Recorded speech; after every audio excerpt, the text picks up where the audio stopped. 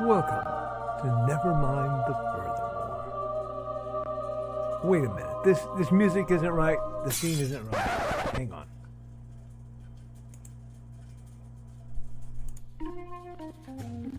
That's more like it. And now it's time for the show for all creatives. Nevermind the Furthermore. Your source for conversation, inspiration, and fun. With your host, Nicholas Anthony Tockert. He's an artist, a writer, a swordsman, and a game designer. He knows how to use the sword and axe in historical battles without anybody getting hurt too much. He's also the Manatee Man, master of marketing. And he may even have a guest or two. One thing, though, to be certain. Just don't call him a cryptid. With that, it's about time for the show. So sit back, enjoy, and have some coffee and chat with us.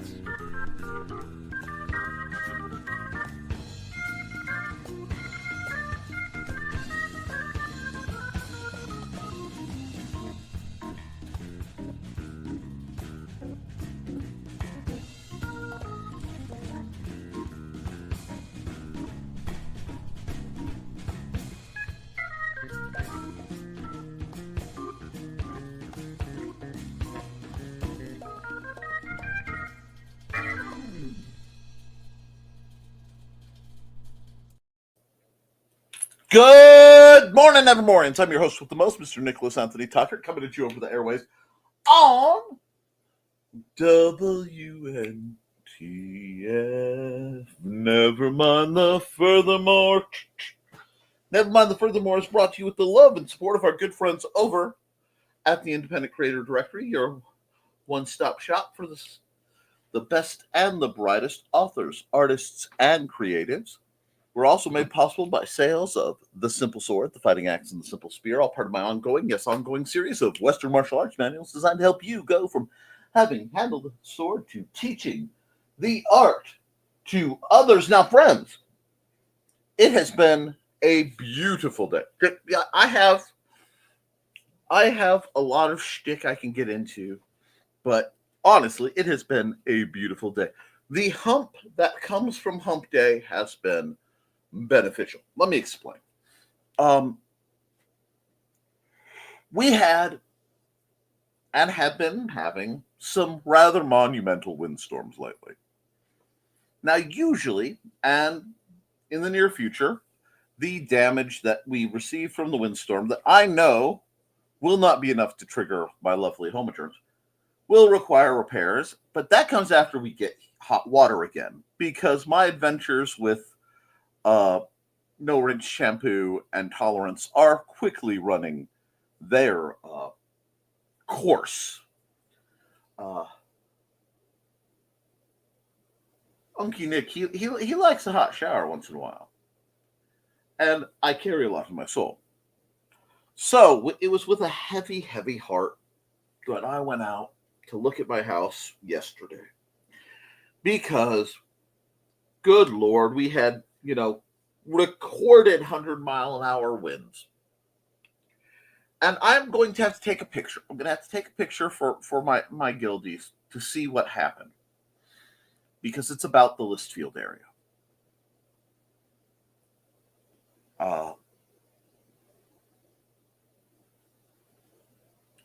It's gone. Almost entirely. Not that. No. I've got a couple of the ropes are still there. The poles are still mostly there. But the vast majority of the tall, giant weed things that had come up through my fabric, well, apparently the wind just went up, it crested over and slammed. So, in a feat of bizarrety that I cannot understand, but I am going to fully embrace, it got by the large part, my divine and my religious practice on how one should handle snow. That being, the good Lord gave it to you, the good Lord can take it away. Huge chunks of it just blew away. I don't know where they went. I looked out some of it from where I was working on my side yard. There's uprooted, useless bush shrub things. And I still have a whole bunch on the side yard, and I still have a bunch to take out. But it went from a multi-day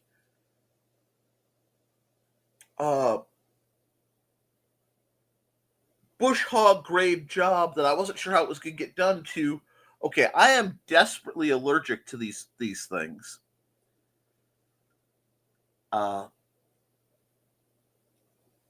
But if I can get a tarp, and I'm getting a tarp because they're the thistle bramble things from hell. You heard me catch my language there. That apparently, yeah, if I get poked, just done so. That's Benadryl immediately, so I don't go see the doctor grade of not fun. But if I can get those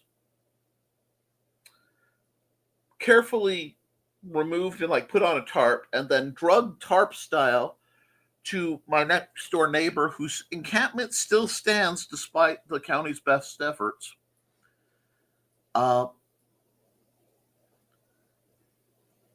He's good at burning things.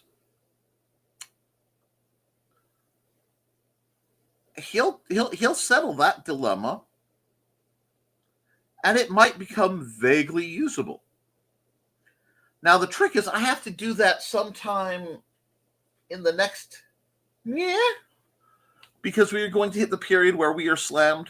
We don't have April showers here. Not like no, we have a month of doomstorm, which every plant gets 40 feet tall. And, you know, I don't get to look like The Rock hacking my way through. No, I look like Jack Black hacking my way through. You know. And while I currently have some yard sword needs, and yes, I have a sword dedicated to lawn work. It happens. It's not that bad. I can work with it. Hopefully. Oh, dear Lord. I just got a message in private. I got a 10 cakes comment. And that's just terrible. Oh, I'm sorry. 40 cakes, because it's 4 tens. Sorry, that is an inside and terrible joke, but I got to throw some. Yeah, Unky Nick. Oh, God, glasses, thank you. I saw that come up across the top. I came in and I tried to log in, and I got in the how's your camera working screen. Not in the proper, just the... I'm like, nope, reboot. I'll send a message if I have to. Anyway. So I'm looking forward to that. If I can get on it before the live stuff glows. Anyway. So, in other weird Nick news, I had ordered a battery-powered, essentially miniature sump pump, okay, that ends in a shower head. Are you seeing where I'm going with this? To regain some semblance of life while we dealt with this, because I realized, aside for some dishwashery issues, I could deal without a proper water heater for a while if I have to. Well, the order got scrambled, and then I get the, Nick, your card has been declined. Say what? My card? No. I know it's only in 2 digits, but I know it's in 2 digits. Check the app. App says, yes, your card is comfortably in 2 digits because all the money I had has gone to assorted necessities.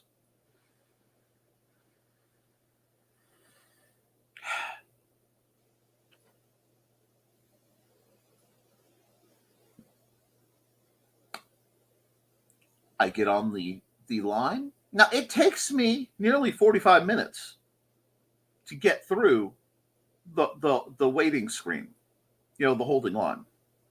Waiting screen holding, da, da, da. Your call is very important to us. However, we are experiencing a greater than normal volume. Please stay on the line.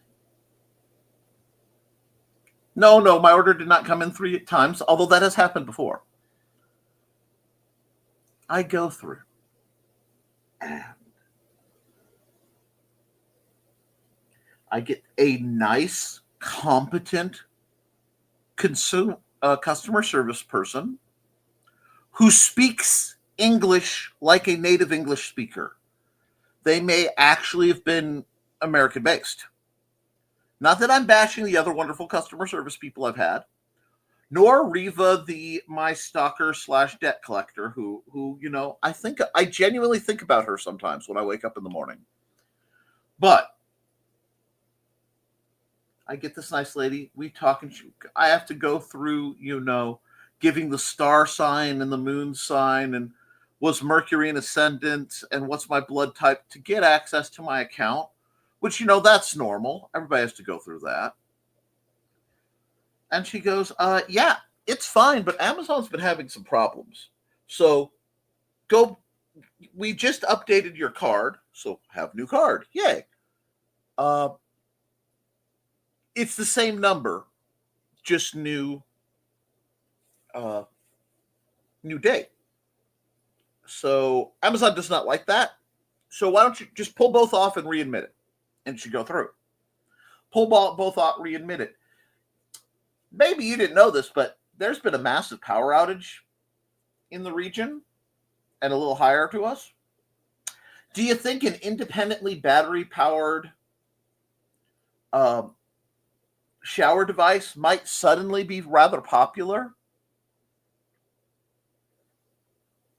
So suddenly, I can get one. I can get one. After the time, theoretically, that my boy, Nick, my namesake, who's coming in clutch with the your previous and incredibly grumpy plumbing people are overcharging you, and why didn't they do this, this, and this? Why is that way? What the heck is going on? I could do that for about $600 less. Now, does that mean I am still becoming rather intimately acquainted with a traffic code financially? Yes. But it means I did not need to spend my private account money, which took a whole load off of Mandy, because, we will have no slack in the main account, but having no slack and having, okay, Nick, we need this from you, and we need to check the how much money we have as change left over in the convention box, are two very, very different situations.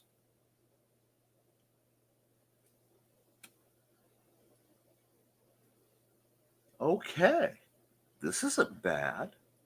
Now, I've still had to, due to other necessities, my account went from almost 3 digits to barely, comfortably 2 digits. Okay, I can deal with that. Besides, Nick says, there's no new Nerf guns coming out in a few months, so I don't need to worry about, anything like that. I'm nowhere near enough money for the cutter I want. Don't need to worry about that. Life is good. And then I get a item you have been looking for has come up on eBay. And I go, what notice have I put on eBay? I haven't had a notice on eBay since like 2014 when I entered in the Nerf blasters I'm never going to be able to get list and promptly forgot about them.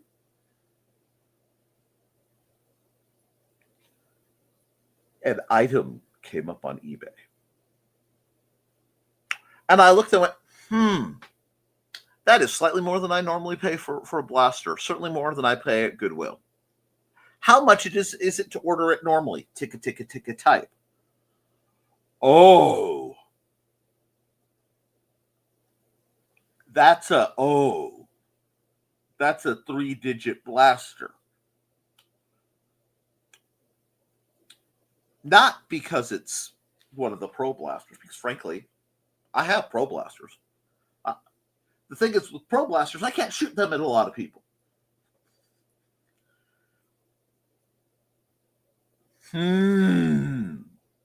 So there may be another Nick knows Nerf after the rage-filled Nick will not rat, Nick will not rat, Nick will not rat part 2 of the Hurricane Nick knows Nerf that is coming.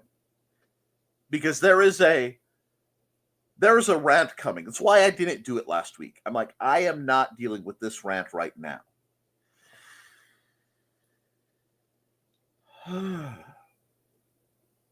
So, I have something positive, silly, and irrelevant, which I need desperately because I've been entirely too logical and careful and smart for the last.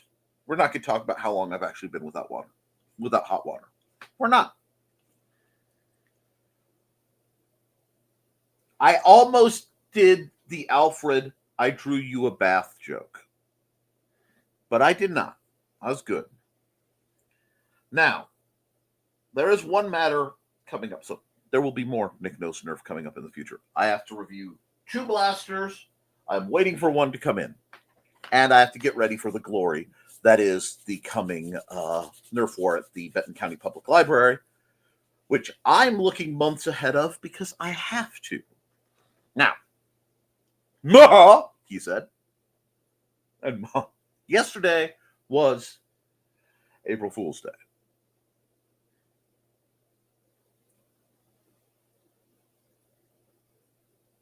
I only had one almost get me. Only one.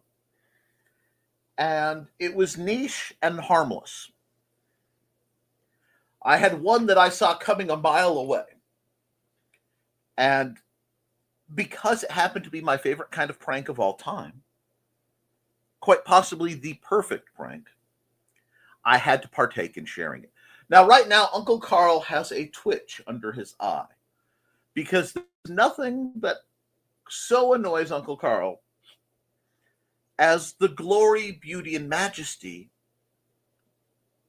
of a well-performed Rickroll. I believe the Rickroll is the epitome of the perfect prank. No one gets jump scared. No, and I saw the Twitch come up. No one gets jump scared or triggered. No one gets hurt. I frankly like the song. I think Rick Astley's a heck of a singer and does not get enough credit, save for the glory that is the Rickroll. But, my duckies, it also equated to the fact that Jack Black is an undervalued genius. And I was watching the fella who does normally do one of the most base forms of internet content, the silent reaction video. But he does have to do some editing. That's pretty good. And what this video consisted of, because it is post the first, I'm not going to inflict this on anybody. See that anyway, is my man Jack Black playing his Peaches song from the Mario movie, which I really have not seen yet. at some point I'm at and see it. I kind of avoided it because they cast Chris, Guardians of the Galaxy Chris, because I forgot his last name. Parks and Rec, the actually funny Chris. As Mario, when the guy who's been doing the voice of Mario all these years was still doing the voice of Mario. They could have actually had Mario. It would have been appropriate. But, okay, I will let that go. Because he has his peaches, peaches, peaches. And it cuts from Jack Black playing the piano as Bowser singing Peaches, Peaches, Peaches, to another guy I follow, the next screen, breaking down what chords he's using.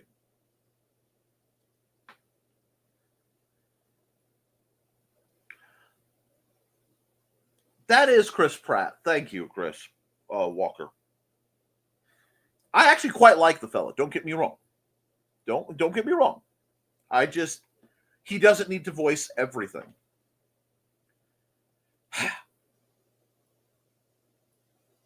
And it shows, there you go, it's this set of chords, and he's playing them. And as soon as he goes, wait a second, it's this set of chords, and I heard the first one, I went, it is. Oh my God, it is.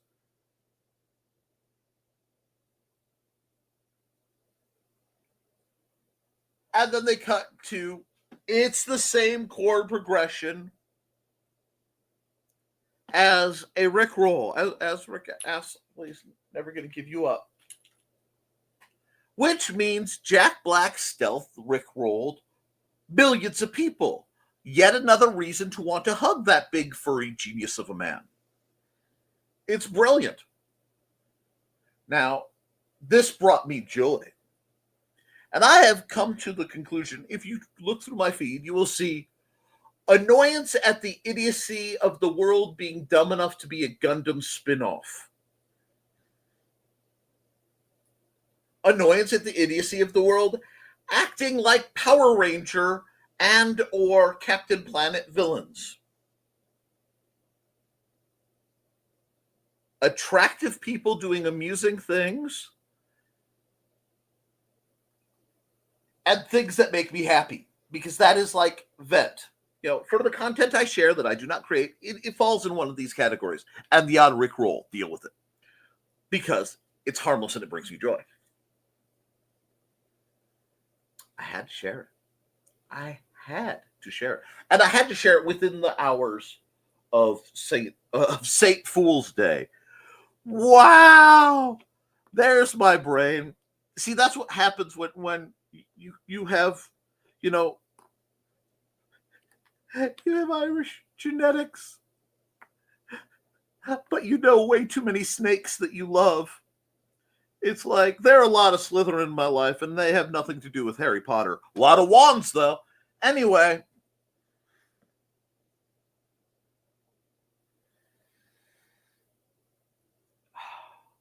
It brought me joy, so I share it. Yeah. I have seen that, Chris Walker, and I know I'm going to get back to that myself. So, that brought me joy that I needed. And I'm going to be doing that a lot as days progress. I'm going to try to share the joys that I find, as silly and stupid as they may be. But, in other news, it's Wednesday. I prattled far too long for a Wednesday monologue, especially given the fact that the good folks who usually handle my chat are going to be busy, because our beloved Trelana got a job where she is paid in small funds and large tea, and it isn't like the beverage, it's the kind you spill to sip. If you know, you know. If not, hit me up later. I'll tell you. Because gossip is not my vice. It is not my dirty habit. Gossip is something I adore. Gossip is one of the black threads that act like the warping of the tapestry that is my existence.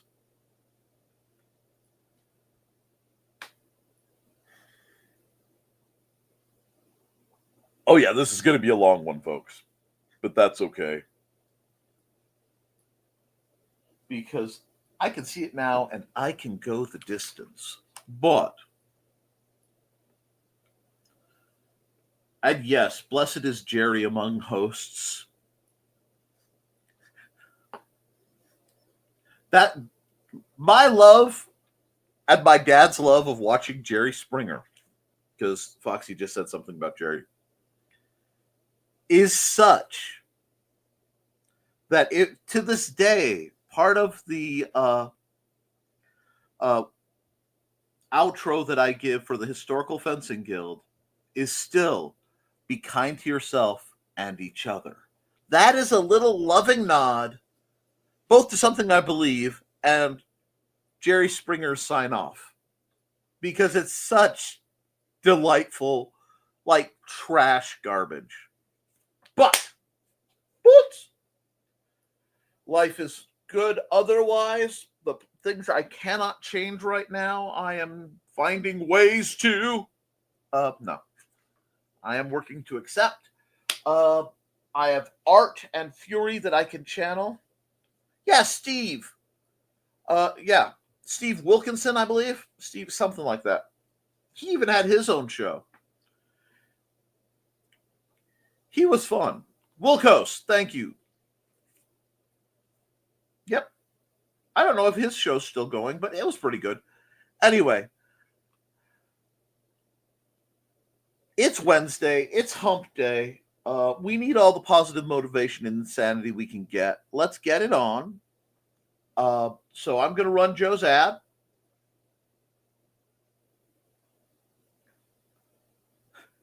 And then we'll bang through a whole bunch of the comments. I'll skip any straight greetings to get into it, and then we'll hop over and do some art. If that sounds at all tolerable, and if not, well, then you're going to be a little annoyed for the purpose of this episode, because that's the plan. I mean, buck up, Buttercup. It's going to be a long ride getting here from there. And I find your lack of faith of the heart disturbing.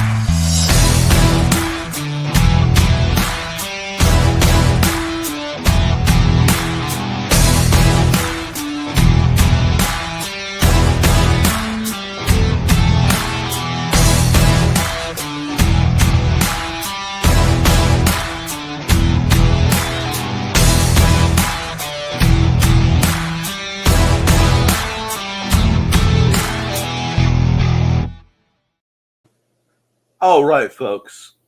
If you haven't gone to Indie CD, you have hurt your own self. Just go to indiecd.org and just browse till you find somebody you want to throw money at.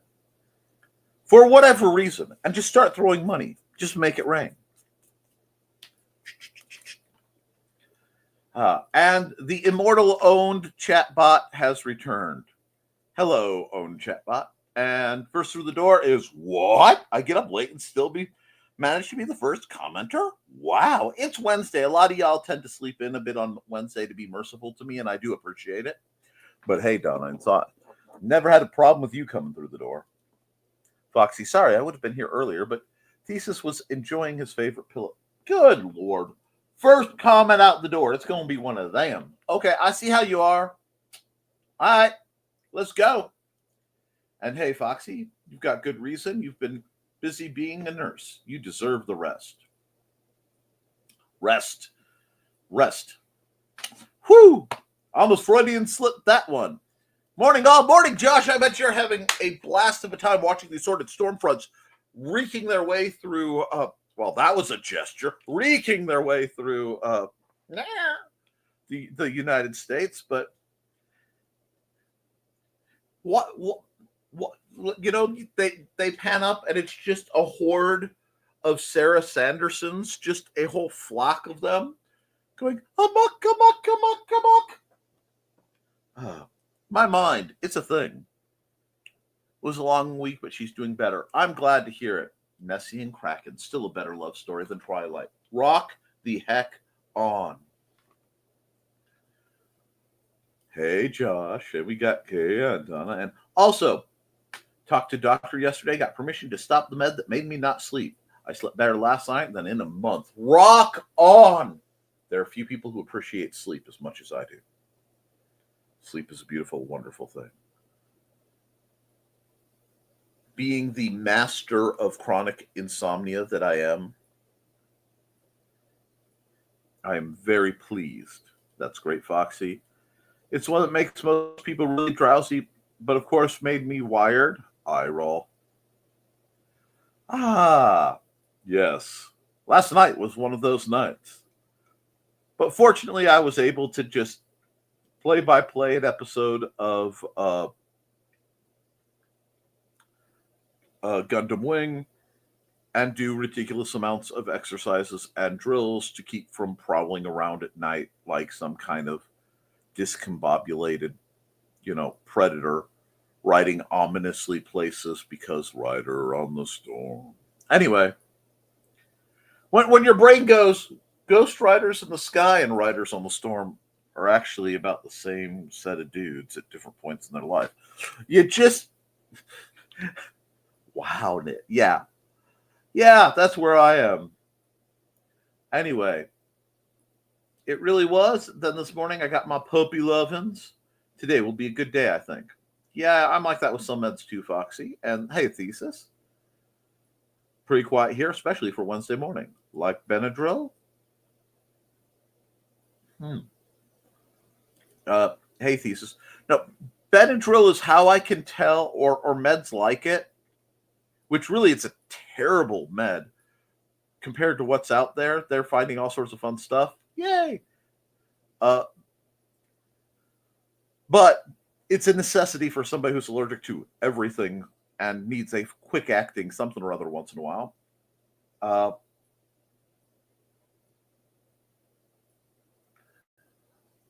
Yeah, like Benadryl. Hey, Thesis. I get so high and hallucinate with Benadryl. Put it on my allergy list so no one would give it to you. That keeps you from having to deal with the Hat Man. Of course, I have to deal with the Hat Man. However, he's a lawyer. And one of these days, I'm going to get the little business cards for Crimson and Black attorneys at law made up. And a few of you will get that joke. Never makes me wired. Never hallucinated on it, though. Hey, Carl. Hey, Witzman Dude. Yeah, we got greetings for people. And to hear you're home and sleeping well. And ask Carl about the time he took me to the Dansville ER. Doctor ignored my protests and gave me Benadryl. Okay. If a doctor ignores your protests and gives you something that makes you hallucinate, you should have every right to hallucinate your foot going up anyway. Trey is awake. She has done some munsies today. Not sure about Dawn, though. Right now, Trey is actively working very hard on something, and she is working it. Because she's got her muscle mommy energy here, and I am here for it,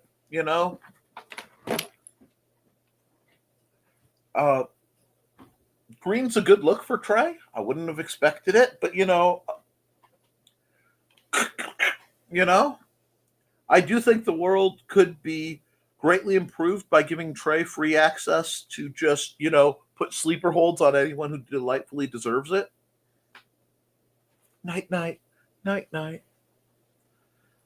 And hey, Carl. Hey, Thesis. And nope, no Benadryl for Donna. And good morning, Dawn. Dawn is, of course, the proprietress behind her fanciful felines. Buddy and Shortchat. You can read about them on Facebook. And we are due for a commercial anyway, so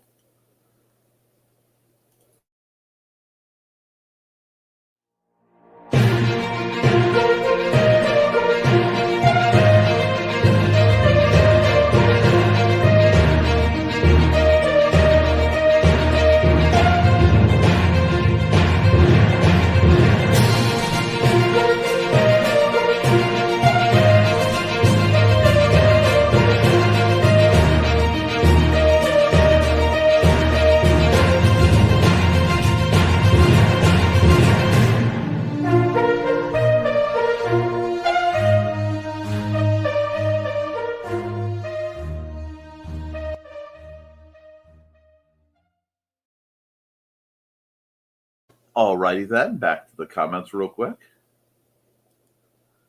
I realized I typed that and immediately went to work on the book because I am still.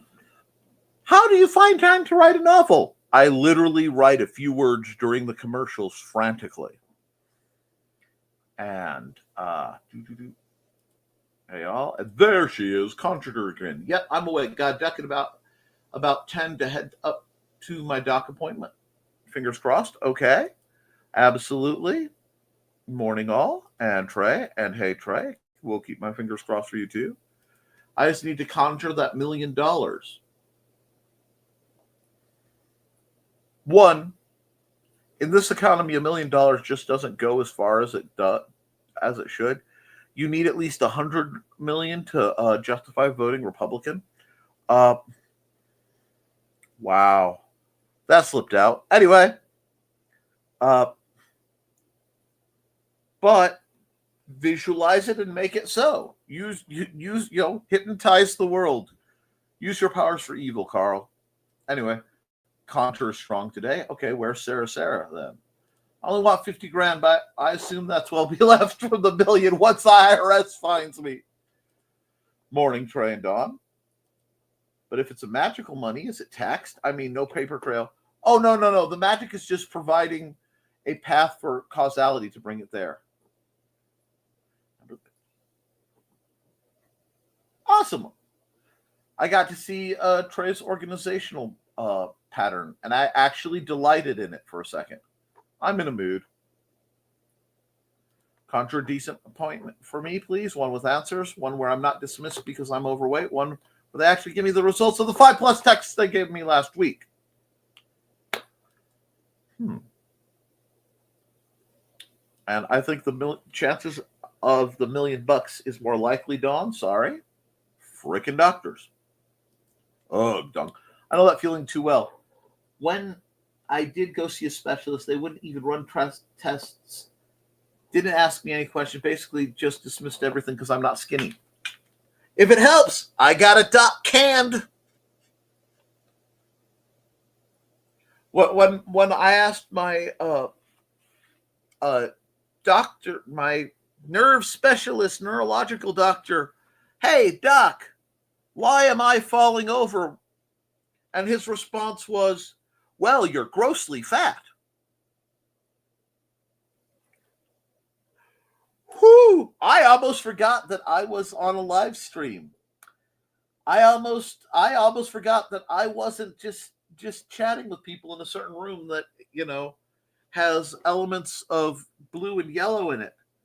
Because I was about to give, it's a puppet show. Just, without the spacers.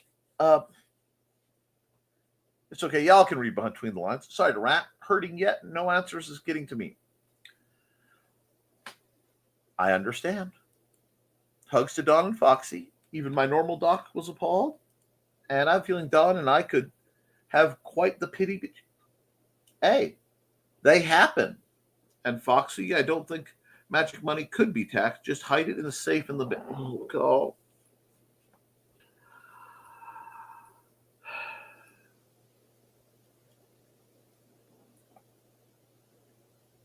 The IRS doesn't really care. Okay? They don't care how you got your money. They just care that you got it and that they get to know how much and they get their piece. I honestly think there is a listing, and I'm not kidding about this. This is not a joke, but like acquired through potentially criminal means. I mean, literally, I think there is a they don't care. They got Capone with taxes.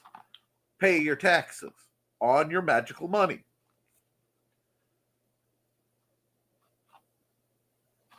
That being said, I did have to laugh at the first IndieCD.com because there was a chain. Somebody typoed the address for another event, which was a Homeland Security meeting. And we kept having feds just come into the room dramatically, look confused. And, being me, I had to make the joke, they could smell the tax evasion. Nobody move. Their vision is based on movement. Oh God. And exactly, as long as it's no, they do. Ours too had to dodge thunderstorms to get a shower in the morning. It happens, and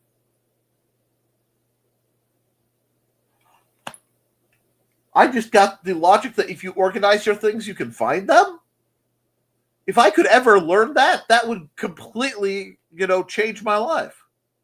Mind you, people have been trying to inflict organization on me forever, and it has yet to work. And morning, Nick. Morning, Foxy. Morning, Carl. And flings the like. Yes, please like, share, and subscribe, because you guys help me fight the algorithms.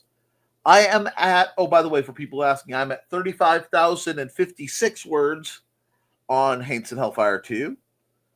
It is actually slowly moving along with did you just time skip what happened? Yes. Are you going to painfully reveal what happened through bits and pieces throughout the coming book? Yes. And the real important question, but what about Larry? And I can guarantee that if you haven't read the book, whatever you're imagining about my good buddy Larry, you are not likely seeing my good buddy Larry. You clearly don't know Miss Cupboard. Anyway. Oh, no, Gunny Gunny Luck Cakes. You clearly don't know Gunny Gunny Luck Cakes. Don't forget to like and share, folks. I know you're subscribed, and hey, Nick. Hobo heard the intro music and came sauntering in because he knows what it's about. LOL. The softest shiny. Oh, I got a shiny new like from Foxy. Woo! Hot shower seems nice. Yes. Thank you for the glasses. Unky Nick deserves a hot shower. Oh, Unky Nick was due some good luck. Yep. Now, the trick is that it's now going to rain progressively. So now that the dead stuff is out of the way, I will probably be flooded with fresh new green stuff and not be able to do anything about it, because that would be dramatically ironic. It's nice when the weather clears out your weeds. I'm not lucky. I'm doing the tarp thing too. You're welcome, Nick. Just for a second, I thought you were referring to the weather and the weeds and not the glasses reminder. I was about to be rather impressed, either with your effectiveness or your ego. Because I know some people who would claim credit for that storm. Scrambled order coming 3 times? No. Good morning, Dan Hollifield. Hey, Dan. Morning, everyone. Sad hump day as Val Kilmer has died at age 65. Yeah, I saw that. And I'll be honest, I had hoped it was, a bad taste joke, but, he will always be my Huckleberry. and I am here for that. Hey, Chris saw that, and greetings. And well, Foxy, I had typed the exact same response and deleted the last part. Have a dog that is slowly trying to ooze into my lap.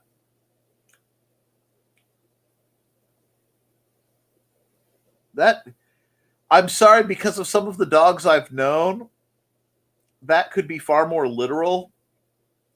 Because if you know some of the more droolier breeds, anyway, Dawn says squee, and so should we. Sure, that will convince your dog soon. Carl twitches. I used to like Rick Ghastly until Joe Dog came along. Yes, but Joe Dog does it too often. It is a seasoning, not a side dish. Oh, and Trey's camera's gone, which means once again she's doing the Dance of the Seven Veils for Joe. Dang it, I never get to see the good stuff. Not that Joe's Dance of the Seven Veils isn't also impressive, but you know.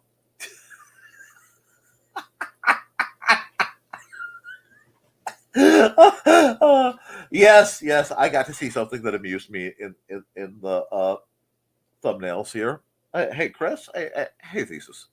And Chris's cat should be cast in everything. Chris Pratt, thank you. Thesis calls him Chris Pratt, which to remember which is rich. Not only the reason I call him Chris Pratt. I know, but yes, I did. I have seen Ghastly playing the drums. He's very talented. Oh dear Lord, it's gonna be an interesting one. I am paid in other people's. Joe Dog doesn't use Rick Astley as a side dish. He uses it as a buffet where it's the only goddamn choice. Pardon my French. Hi, Rich. How are you doing? Good, yourself? It's been an interesting one. It continues. Anyway, Chris Walker, I'm gonna keep going. If you stick around, you're welcome. If not, poof, feel free. Okay. Yep, probably gonna go till noon or later. Oh, absolutely. And I hate being involved in Toodles. Greetings, people of Earth. Thanks for the fix. You're not the one to go around spreading rumors. You better be sure and listen close the first time. Oh, dear Lord. Okay, that made me laugh too hard. Hey, Grant. Oh, yes, we're talking about Steve Wilco. And we've got greetings and morning, Grant. And I mean, what security dude can most people in American Paul Blart, and you keep honor on his name? Mama Thesis loves her smut TV. Oh, Lord.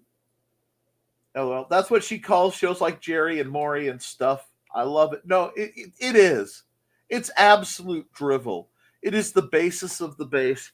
But sometimes you want just that greasy hamburger from the diner that you know you will suffer for later, or the taco from the shop that it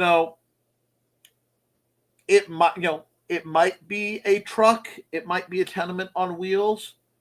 It doesn't really matter because the tacos will move your soul and then your stomach and then everything else. Anyway, and we have greetings and morning, everyone. I haven't said hi to mainly listen mode and straighten things out for the stream since I won't have time during the day. Yes, rejoining the proper working community hurts my soul for you because slackitude could mean, that was time you could have been writing on your books.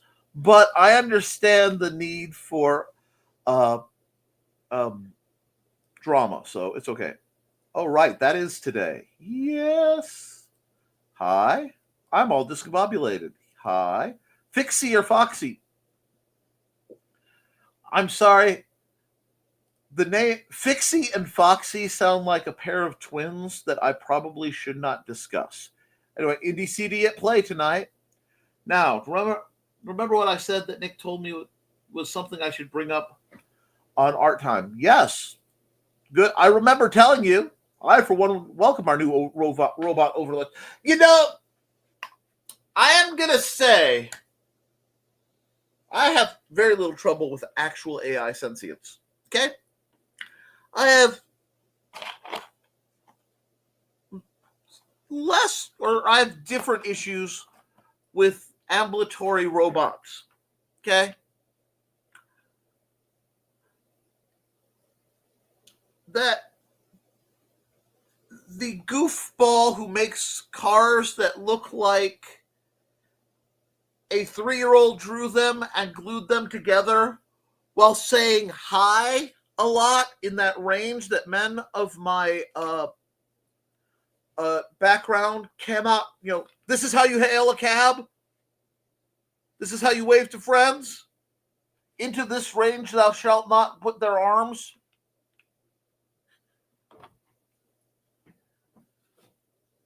I'm a little concerned with him going, oh, in 2028, I'll have an army of 35,000 robots.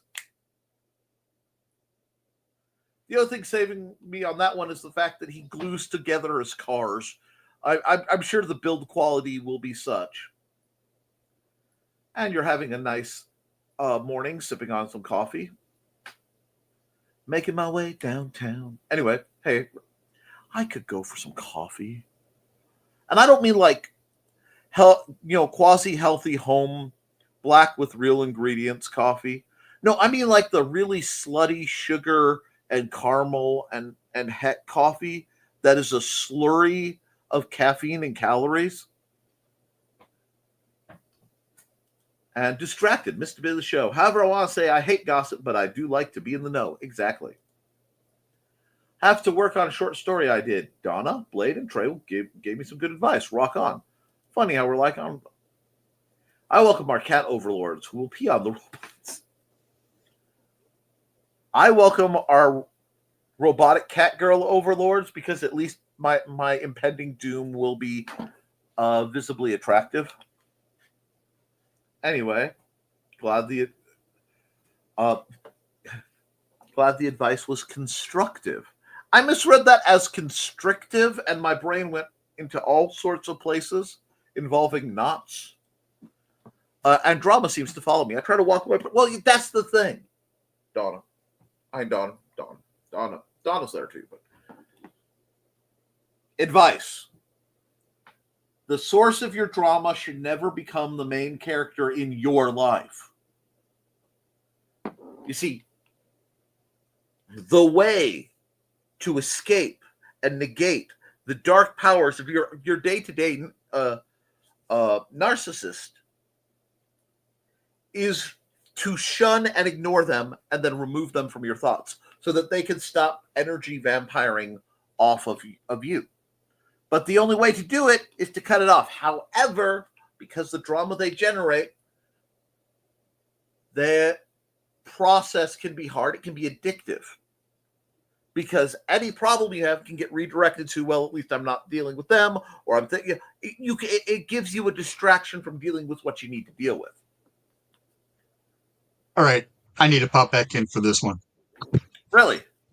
One of the best things you can do to someone like that who is trying to cause all that junk in your life is to look them dead in the eye and go, this is supposed to elicit what reaction? Yes. And calmly turn and walk away. And you can just hear them start to like bubble and crack and steam behind you as their brain starts to explode as I was not able to do my control. It is so fun. And it's even better if someone is able to record it so that you can actually see it later on. But don't make eye contact while it's happening because they're going to do their best to draw you back into that. Oh, sure. And I can follow that up with they will use one of 3 and only 3 things to leverage you. Remember the acronym FOG. Fear, obligation, or guilt. And if you can figure out which one they're using and politely say, I'm sorry, I know you would never intentionally try to make me feel guilty for something that obviously I have nothing to feel guilty about. Corporal punishment was rare in my house for my children. One of the top things that would get stripes across the rear was an attempted guilt trip. You try to manipulate, you're not going to sit. I go directly to nuclear option on that. That's fair. You And steal from me, you lie to me, you try to manipulate me. Those are the three things that go to the direct nuclear option. we have parenting with Rich from the psychedelic Yggdrasil. That's my best mispronunciation of that word. It blows your mind. I just can't get over the broccoli afro that my Yeah, I was brain. gonna say the Yggdrasil's fro I got going on. Oh yeah, Centauri Rich. Anyway, And the funny thing is, it kind of also looks like a mushroom cloud when I'm talking about a nuclear option. yeah, it does. But yeah, this is where Trey needs to be on screen with the more you know thing. Give it a minute. There's flails. Has it escaped? It's escaped. Okay. It's okay. The squeegee of knowledge is escaped. Okay, so Trey, breathe. What you need to do is find it later, record the more you know, the best one you can. Thank you. And then we'll just put it in the little short clips and we'll use it like an ad. And that way you don't have to constantly find what the prop you're looking for. Okay. All right, I'm going back down to lurk mode now. Thank you, Rich. That was just one thing that I had to step in on because I've had that happen so much in my life, and I've seen people try to do that to my kids so much in their lives that it's one thing I should have made you full screen for that. That was beautiful. No, I understand, Rich. It's one thing I can't stand and one thing I can't abide. Okay. And let me get back to where we were in the comments. And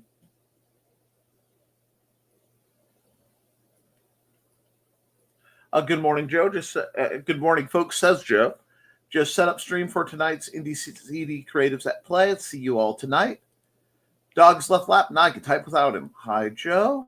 And bye, Joe. And never found you to be a dramatic person. No. Need to get back to looking up contract prices for a change order that came through the other day. I will tell you this, Dawn. If the situation ever comes where you're able to lose an amount of weight, watch how people start to treat you, because it will be really interesting, the flip-flop that happens, because some people just suck. But that's okay. That is okay. There are a lot of people who won't be there for you when it's raining, but there are also some people who are only there because they know it's raining harder on you and it makes them feel better about themselves. And that always cheeses me. Let's see. Need to get back up looking contract prices for the change order that came through the other day. Oh my. And hey, Joe. And have fun, Joe. And hey, Joe. And hey, Joe. Hey, Joe. We have 2 Jimi Hendrix songs in the chat. Yes.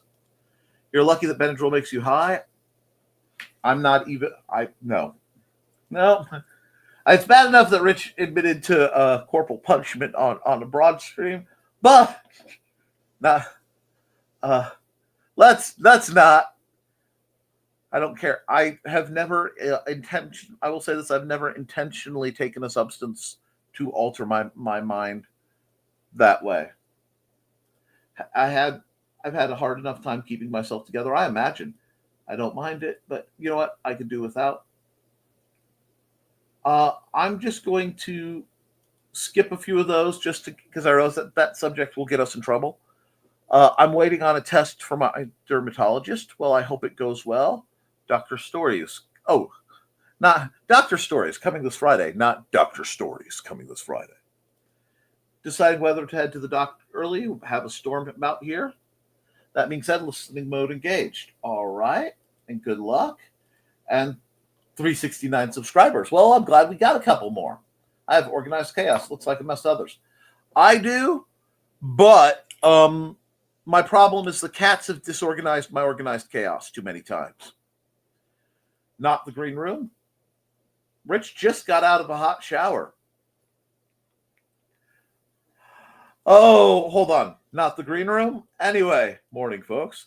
Wow, Rich is here. Foxy controls the wind, you know. No, she just rides it. Da-da-da-da-da-da. Hey, Rich. Turns out slightly soggy but squeaky clean like in places on the shelf. All you people with your hot showers, I've had hot shower water for over a week. It won't until our plumber comes back from vacation next week. You and me both. Donna. I'm sorry, Donna. Hey, Rich. Thanks. I guess we could get another plumber. I just don't trust anyone but my Jackie. If Jackie Chan is your plumber, I understand only trusting him. Okay, it's true, Rich. Most people think of Val Kilmer as Doc Holliday. To me, he will always either be Chris Knight or Mad Mardigan. Well, that's because you're an elite film viewer, Thesis. You have niche and exciting interests, and many people haven't been exposed to them. Mr. T, but he doesn't do that bit anymore. I'm trying to figure out whether to work on Dice Bag, Tie, Pronto Fez, learn new weave for tonight. Ooh, we'll never know. He will always be Nick Rivers to me, Thesis.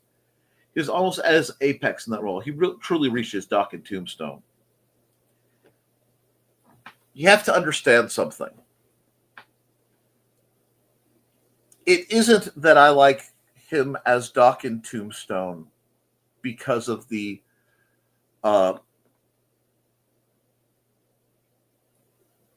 macho, I'm really a bad mofo. No. It's there. What I like about him as Doc in Tombstone is the applied practicality. Because it wasn't just that he was saying, I'm your Huckleberry, while one hand was going for the obvious pistol, while the other one is put behind his back. It's that he's logically cheating, and that amuses me. That people forget Doc Holliday. So when he shoots the guy and says, "Go ahead, draw on me," he shot him in the left side of the head. That controls the movement for the right side of the body. As a medical professional, he knew that no matter how much that guy wanted to, no matter how furious he was, he didn't no longer have the ability to lift that arm. This is playing chess when everyone else is playing checkers. Plus, as a wheel gun guy, I will always love a certain class of proper fashionable gambler and gentleman, of which Doc Holliday certainly was. And hey, Rich, got to figure out what I'm going to be on tonight. Oh, hold on. Wow, Captain Dyslexia. Whoo! I know too many cosplayers, so my brain took that as what I'm going to be like. Shall I be Hatsune Miku? Shall I be Gadget from Rescue Rangers? Who are you going to be? The only blonde I tolerate. Her, Marilyn Monroe, and Robin Yoda. So those are the three blondes I tolerate. I don't tolerate my friend Erin because she's Irish, so she's actually redheaded even though she's blonde, and she will cut you. And I love her for that. She's just a very, very, very, very, very, very pale drow elf. Morning. Wow. Good morning, Rich. Nick Rivers was good, Chris, but Willow and Real Genius are guilty pleasures. No, nothing wrong with that. 30,000 robots. Did anyone see Clankas? Clone Wars episode? Yes. Right?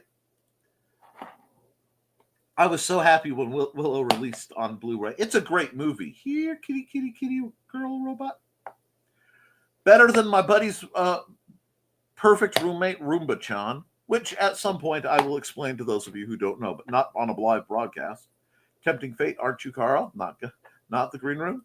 That's great advice for people. It really is. And good morning, Tosh. I got to see some of your stuff.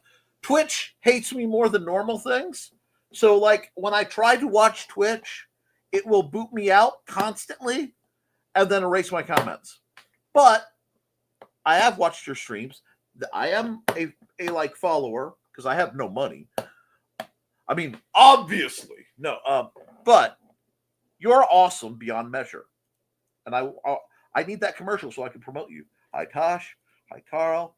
Hiya. And I will warn you, if you don't make a commercial, I know people who will make a commercial for you. Second from the bottom of your list.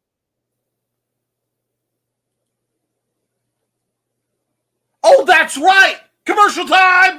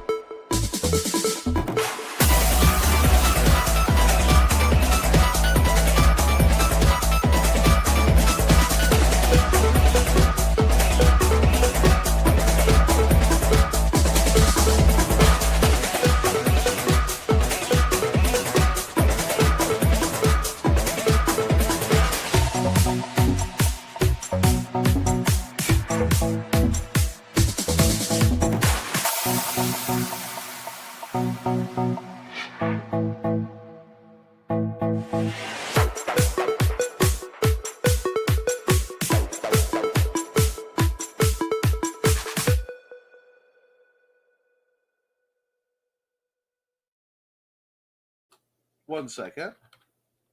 I have an important message to respond to.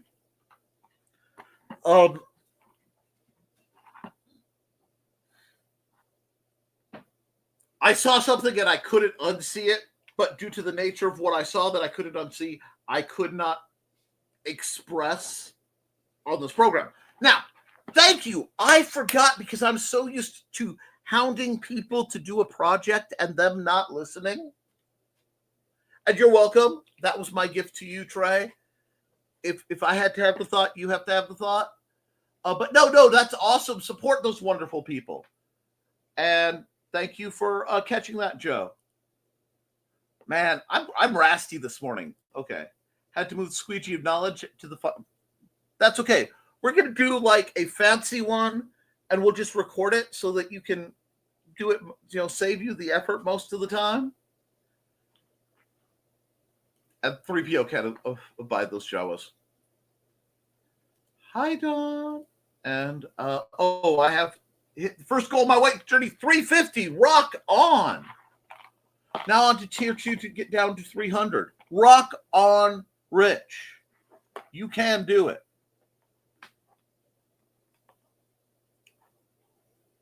Which you're actually catching up on me pretty quick. Hey, Tosh, glad you made it to the chat. Hi, Josh. Thesis, hi, Tosh.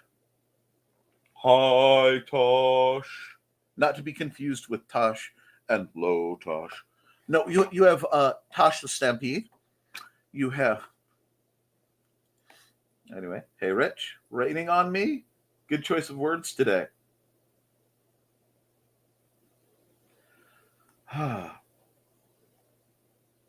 My brain is going places I'm going to have to be careful with. Some people like having a chubby friend because they don't see them as competition. Once you lose the weight, they move on. So you lose a couple 100 pounds that way. Yes. Indeed. You wouldn't want to drag them around anyway. You didn't touch anything, did you? I file all my filth in alphabetical order. For instance, this is filed under H for toy. Oh, God, that shouldn't be the joke that it is. And what's filed under H for toy is an inflatable tentacle. I read. Your mother puts license plates on your underwear. Wow. Would you be prepared if gravity reversed itself? The only thing I can figure out is how to keep the change in my pockets. I've got it. Some of the best Val Kilmer lines ever. And of course, one of my favorites is, I had a strange dream. Was it the dream where you're standing on a pyramid dressed in sun god robes with thousands of naked women screaming and throwing little pickles at you? No. Why am I the only one that has that dream?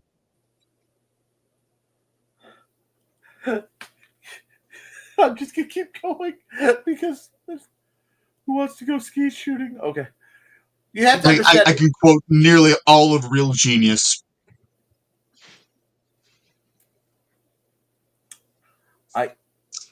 You guys have to understand. I've seen it so many times, it is part of my DNA. Sorry. I have so many non-sequitur that are worse because by the time I get to them, I have to remember what they're referencing. That downshifting into random Val Kilmer quotes with no lead up, that physically, just. I broke Nick. It didn't break me, but. The way you were laughing, that is a break. That was. I didn't break you. Oh, you only damaged me. No, it was the whole, are you pondering what I'm pondering? Yes, Brain, but if your mother puts license plates in your underwear, how do you sit? Anyway. Yes, Brain, but this time you put the leather panties on the monkey. Where are we going to get leather pants in our size? Where are we going to find Lederhosen at this hour? He had a pants fixation. And poor Trey is probably dying because anytime we get too many Pinky references. Love Rob Paulson.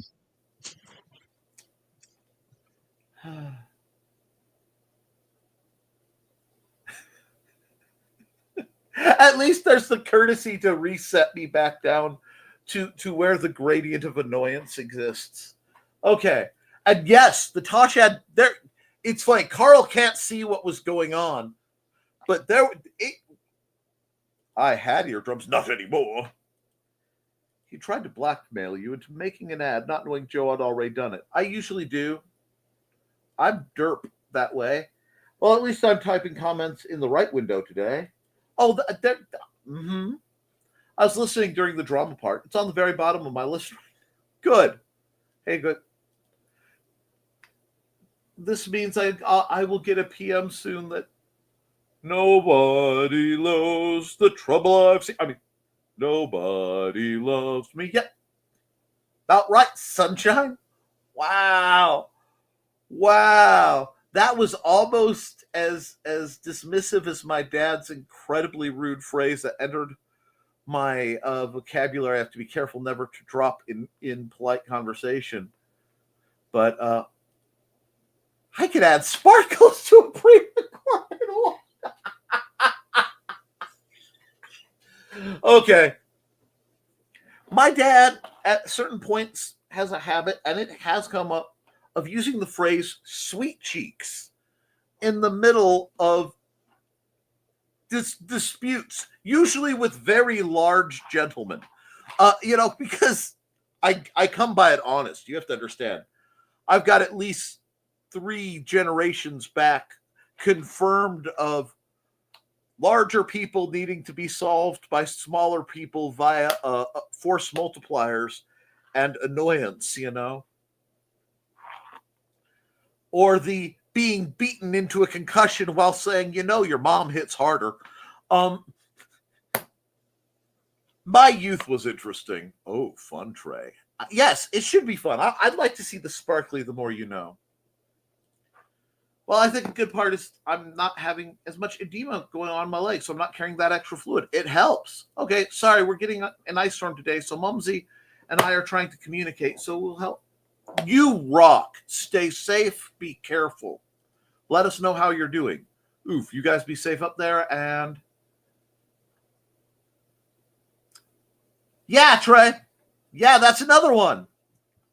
Trey sent me one I'm not even going to drop, but yes, be safe, Tosh. Tosh, I'm stuck in my car. Hoping I'm an hour 15. I haven't even gotten to the art. Thanks, guys. We love you. Oof. Dawn, be careful. Between Top Secret and Real Genius, yeah, Nerf. I love it. I grew up Pinky in the Brain. It makes sense to me. I just think about the immortal Socrates. Socrates. I drank what? He's never going to get to art time. Selim, my sense of humor makes more sense, right? Nick, that's a nice name. What does it mean? Oh, it's nothing. My father thought of it when I was shaving. Well, if nobody loves you more, if nobody loves you, that means you need to go love yourself. And yes, I made a brief. Oh my gosh, Trey. Add sparkles. Pretty pleased with the cherry on top. Once she records it, if I can find the audio that goes with the more you know. My dismissive is usual sparkle pants. I'll try to figure it out after the part time. Or Dan, do the music, find a better one. One that has technology. I use the Socrates time. He does. No, I can confirm. He literally uses it all the time. But I need to run an ad. And then I need to actually do the art stream of this ongoing stream. So let's see. What shall we run to give me what I need?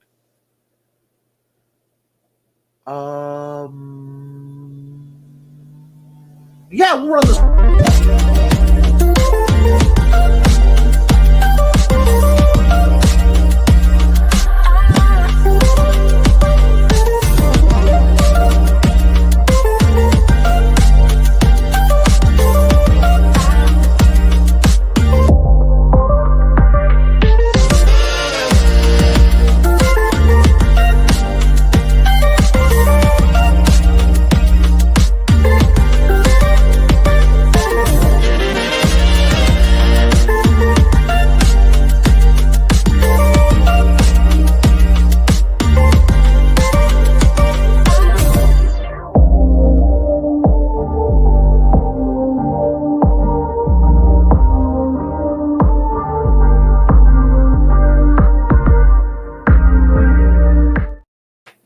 I'm here.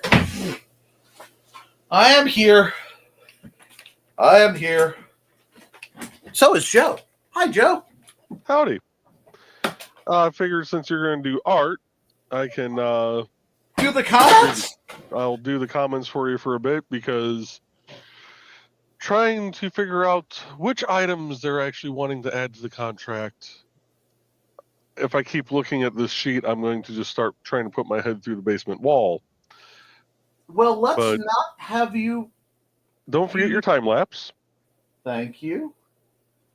And as always, we do have the wonderful music of Mr. Dan Hollifield, playing from his. Which one do you have here? I don't remember which. I'm terrible with names. Second helping album is what you have here. Excellent. And the volume is already set.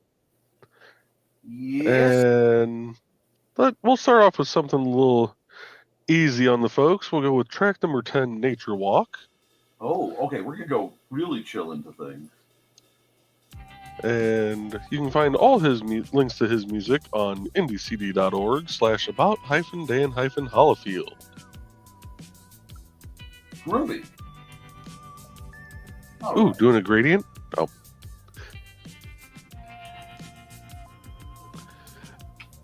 Okay. I'm kidding. There you go. There you go. That's better than my gradients. Oh yes, I use great mighty. Grab the thing that says night sky and go. Although I could do this one, and I do kind of like to play with this one a bit, which is the gradient erase. I just can't remember. Although that's not what I want today. So actually, That almost looked like my indie CD background. yeah, I know. My soul is bleeding, but things I do for my fans. Nope, that's too. Now you got me. If I'm going to do the gradient, I have to do it how I want it. So I have to be right. That's better. We'll do it like that. Yes, you can use technology to make your life a little easier. Technically, that is a gradient erase, but it gives me a really neat thing, and I have lots of them. I just think it's kind of cheating. No, I don't even think it is cheating. That's why I use it. Getting back into the comments here. It is not cheating. It is alternative engineering. That works for me too. Let's see. Bladed said there are a few movies I can quote word for word: Real Genius, The Princess Bride, Crouching Tiger.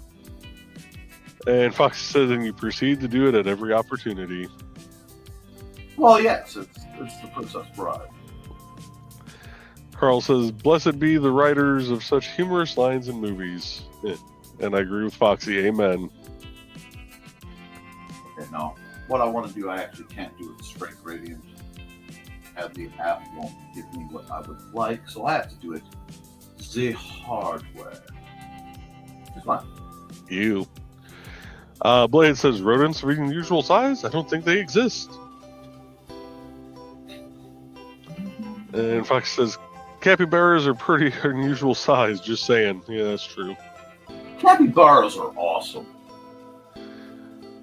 And Tosh says, oh, all crash, bang, boom. I'm here. Amazing. Well, okay. I was making my hour-and-a-half potty break, because of course I was. And there was Nerf reference, so I had to grab a large Nerf cannon as I was passing by. But I yeah, because in your house, it's stay strapped or get clapped, so... Exactly. I certainly wasn't going to yell, I'm coming, from the background on this program, because I know you guys too well. We would never mind, I'm not going to try and finish that. Carl laughed at Tosh. Carl says, Nick lives in Phoebe McGee's closet. Older folks were no. You're not wrong. And Blair says, I remember my art prompt now. Thank you, Kitty. Fox says, that's good, because I don't remember it either. And Carl's greeting Kitty wherever you are. And speaking of kitties, see you all later tonight. Must be kitty cat lunchtime. And Fox is saying, see you to Carl. Tosh saying bye to Carl. And cheating, lol, now rebrand. Laziness breeds efficiency. Amen. That is why all of my lovely little app icons are gradients with some text. And I will try not to use the eye bleeding yellow any longer. Well, it's not even that it's eye bleeding. It's that it's mechanically physically difficult to read. It's one of those. BKM. Brian, if you're watching this, I love you from the bottom of my soul. But a lot of people read their emails on their phones, and having the yellow background with white fine print makes my soul cry tears of injustice.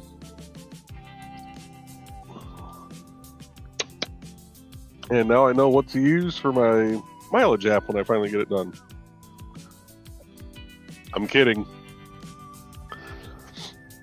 I'm not using it. Don't send your Nick Field through the internet to me, please. I may not know exactly where your house is, but I know what street it is. All I have to do is get out and walk. Yeah, I know.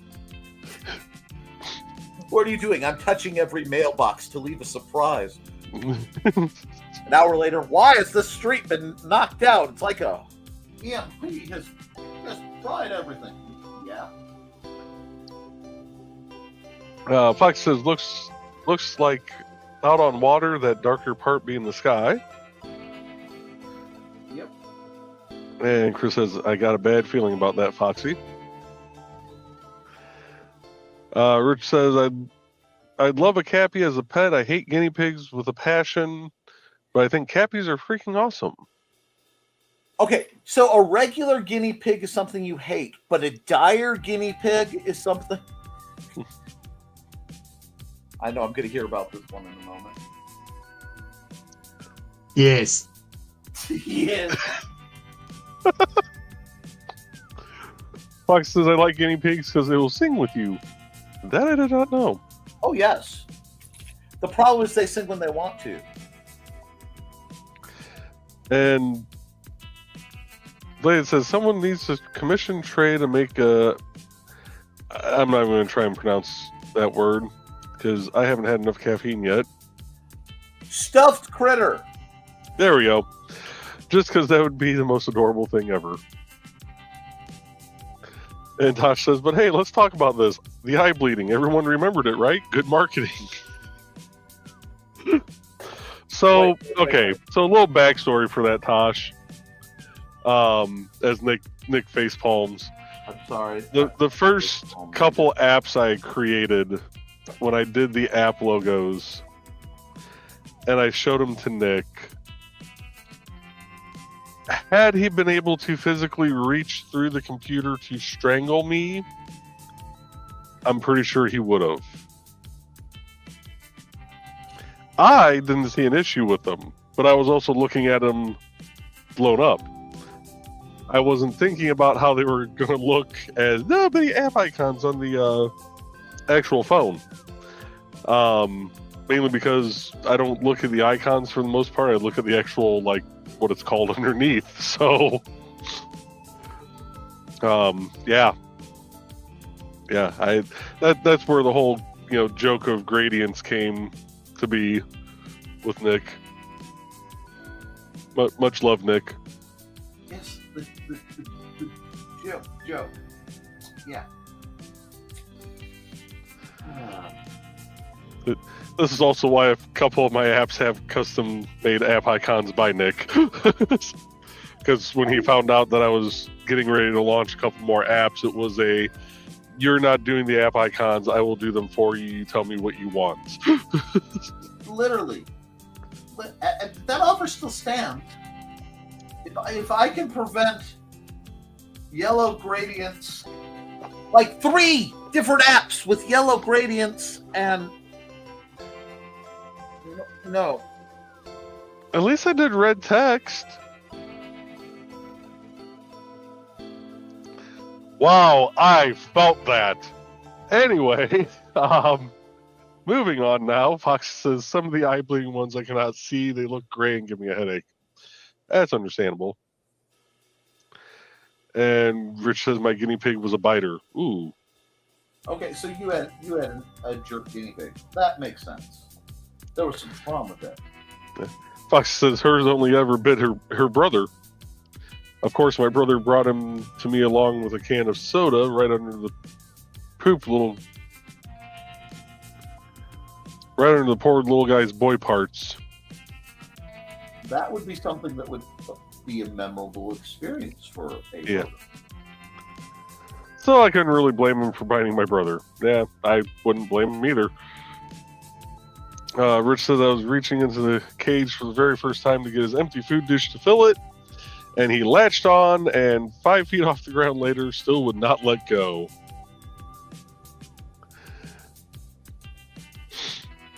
And Fox says, oh geez. Trey, I wandered off to get dressed, and now I have something else to add to the list of awesome things to make. Well, yes, you do. An official rodent of unusual size would be a very Trey thing to make. And Tosh goes, Lamau, so Nick's over there like, listen, Joe, I'll pay you to let me make the icons to save my retinas. That was almost the case, yes.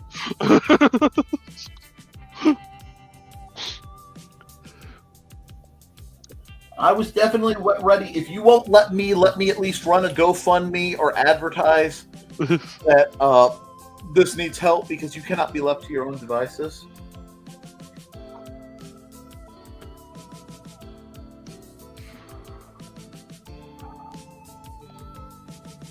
Rich says, but a dire guinea pig? Yeah, I can train that sucker for battle. Now Why did I just envision Gimli riding into battle on the back of a dire guinea pig?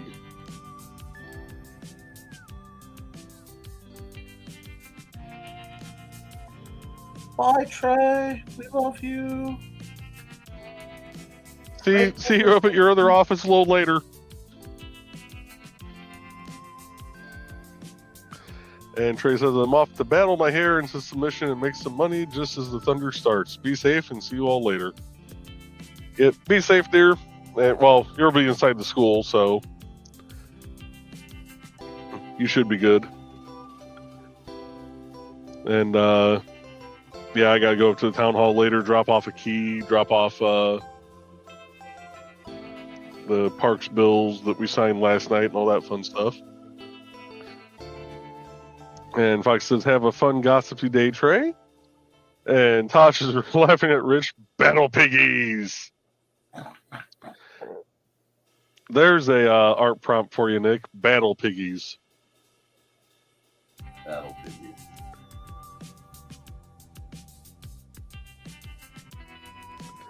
And Tosh is saying bye to Trey and stay safe. And Fox says, because that's awesome, Joe. Yes.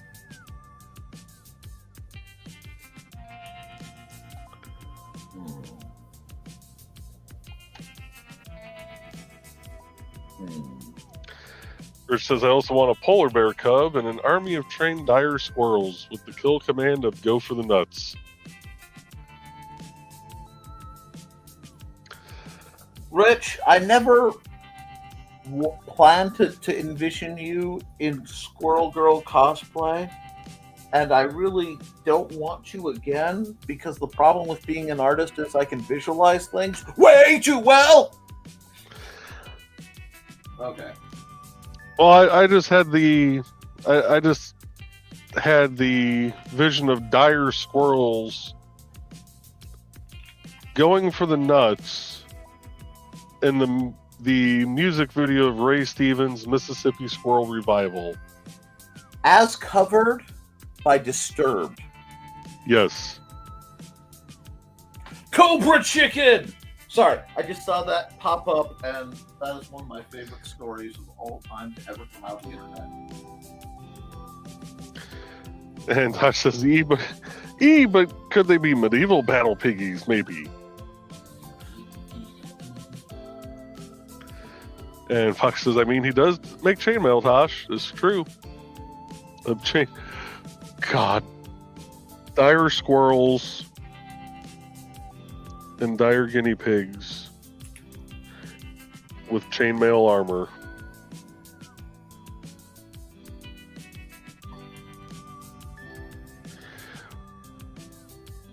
Oh, God. Things you guys ask. Anyway. Tosh says, Rich, want a Cobra Chicken to go along with that?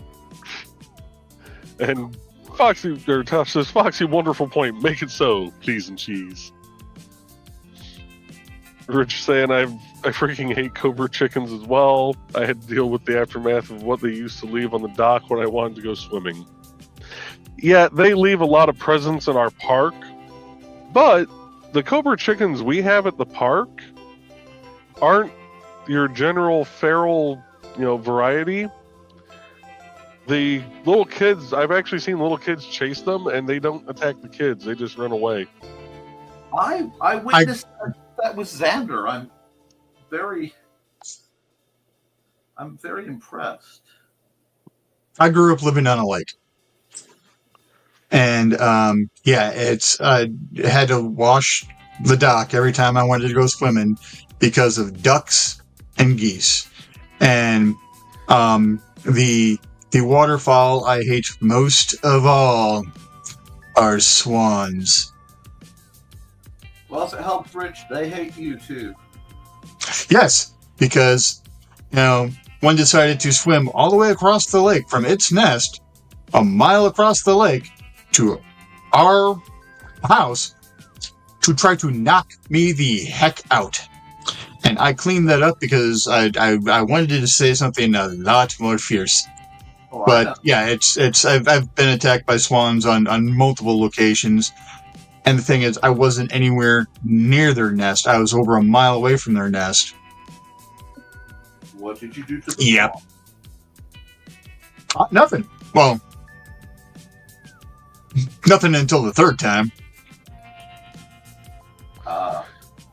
Oh, Third time I hit it with the rock afterwards, but speaking of lovely wildlife,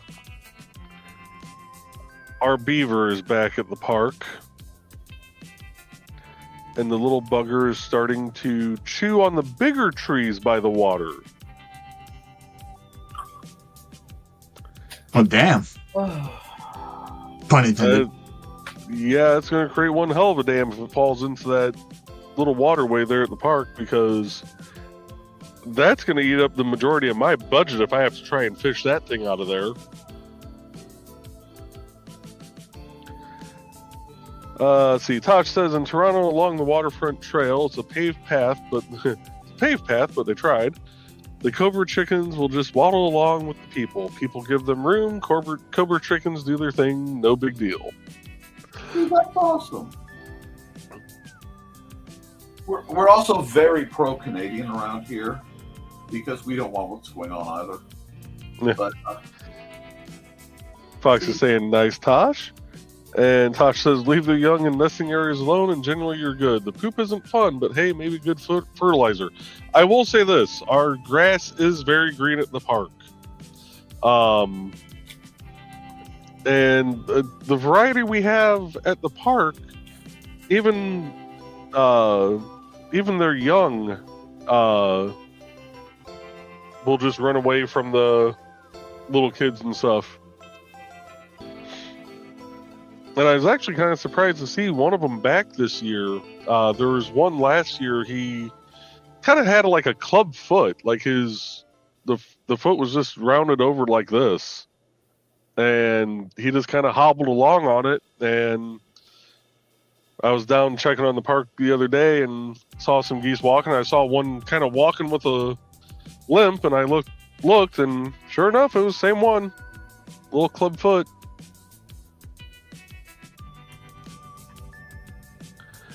And no, Bladed, I didn't lose my beaver. I'm hoping he relocates, though. I may or may not have informed our local police department if they see him or her, whichever the case may be.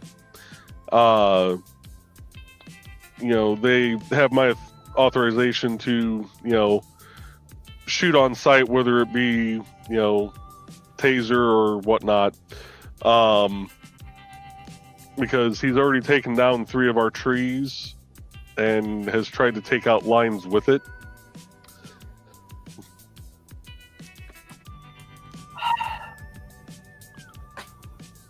the level of green room that this conversation is trying to elicit from me.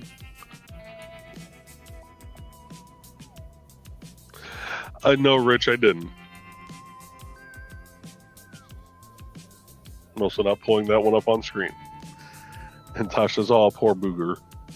Yeah, so this beaver, and I don't even know where he came from. Like, I've seen this. There's no way to say this without coming out green room. I've seen plenty of beaver around town.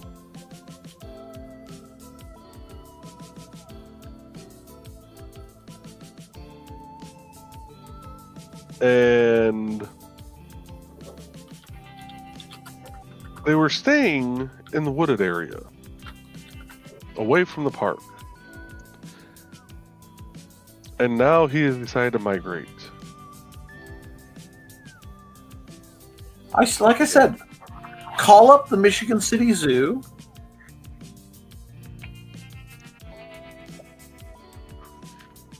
And explain you have a beaver problem at your park and you need to come get a 5-gallon bucket full of mountain lion scat. You leave that around the park, you won't have a beaver problem. You might not have a geese problem. Trust me. It's not a bad idea. I know my shit. I'm sorry. I am so sorry. I couldn't help that. Tosh is laughing. Okay, I'm going to say it. So Joe gave permission to shoot his beaver. Yes, I did. He gave permission to tase his beaver, which was something I will find myself pondering. And I'm not quite sure how to respond to, but Tosh says, I'm so sorry. Don't be sorry. Rich says, don't know where it came from. We're one a mommy beaver and a daddy beaver. Rich.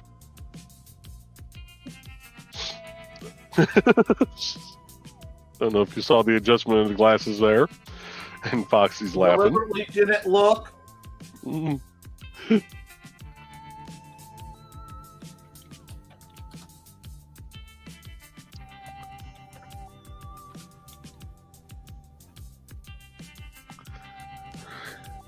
Tosh says, tase the beaver. What is it you guys say? We don't kink shame, but we do kink question? Yes. Yes, we don't kink shame around here. There are the occasional kink questions. And then there's times that you want to kink question, but you really don't want to know the answer. Now I have tased the beaver going through my head to the tune of killed the wabbit. Oh, see, you went kill the wabbit. I went taste the biscuit. So did I.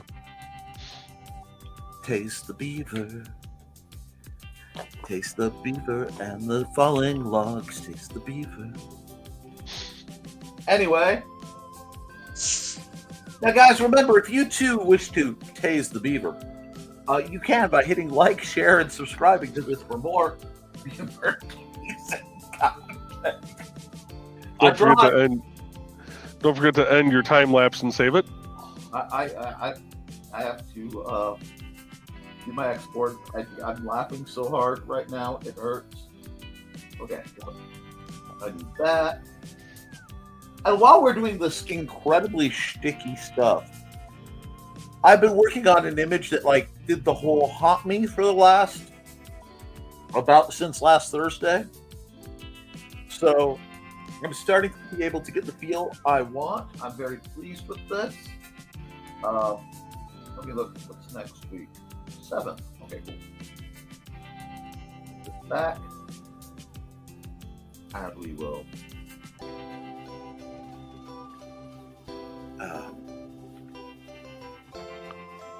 PDF 4, 7, 25. And we are into April. Yep. I'm just kind of in shock at the speed this year is going by. Oh, God. You guys are just... And Chris says a beaver imitation is nothing to complain about. They're just going to keep chewing this over, aren't you? Mm-hmm. And a wet beaver in the stream. Yeah. There's nothing wrong with a good moist beaver.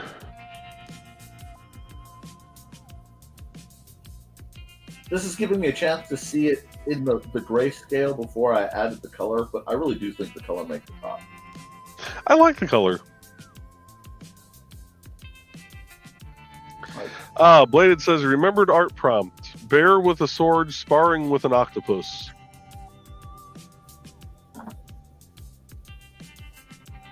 Yep. Okay. Bear with a sword. And Tosh says, holy crapes, right, Nick? We blinked and it's freaking April. Yeah.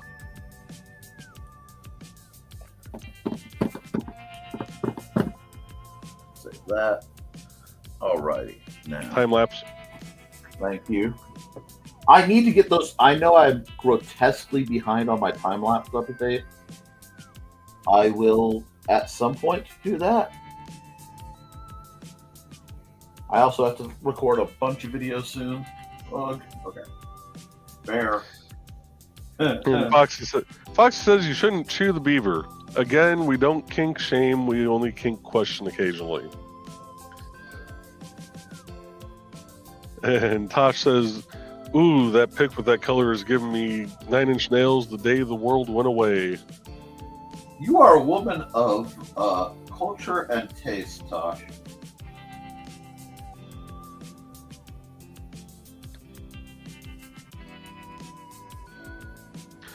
Rich says it was 1987. I blinked and it's 2025 and I have kids, grandkids, and a career.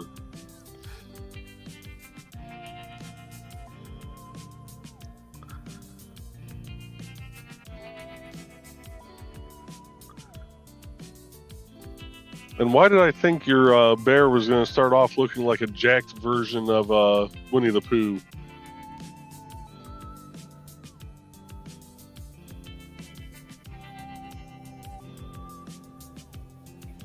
Hey, there are places I could go with that, but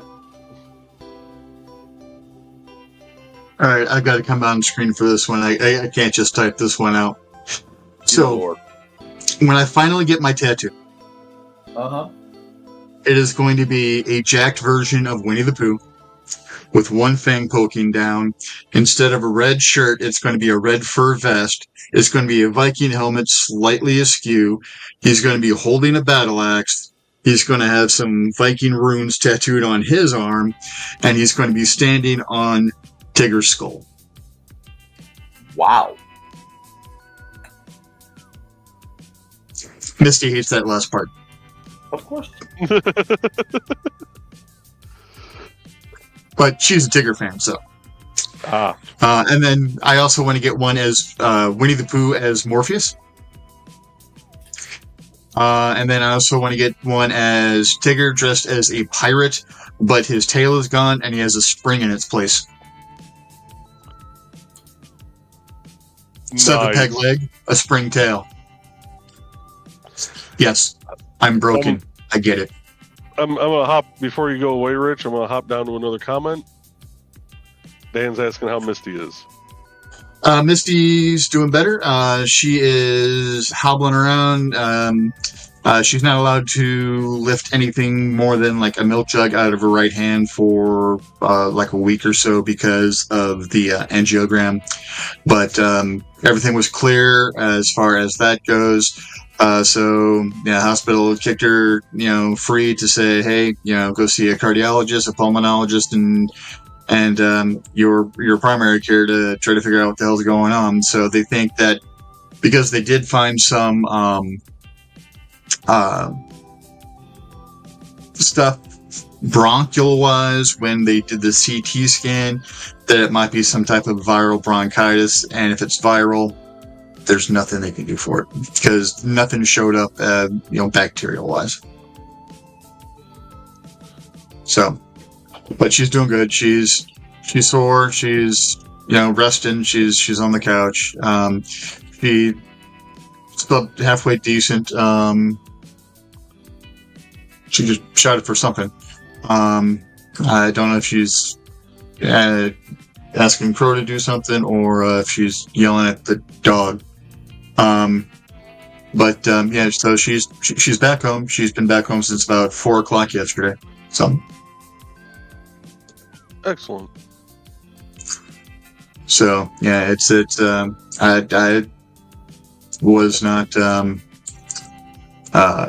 in a good state of mind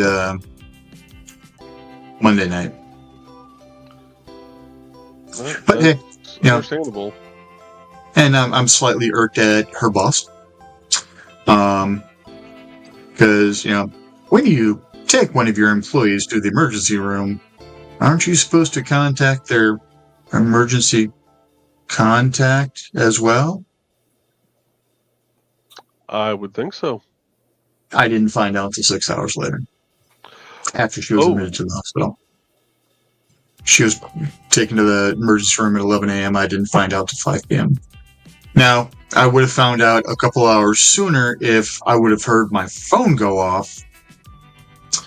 Pro came in, asked me a question around 5, and I'm like, huh? But when it came in, I would have been in a training session anyway for a student, which is probably why I didn't hear anything come in because everything was turned down. So, but I would have at least seen my phone flash from a phone call and a voicemail. But yeah, it is what it is. I'm just happy that her boss was just like, hey, I'll take you over there, kind of a deal. So, instead of like, all right, go drive yourself, lady. But yeah, so she's doing good.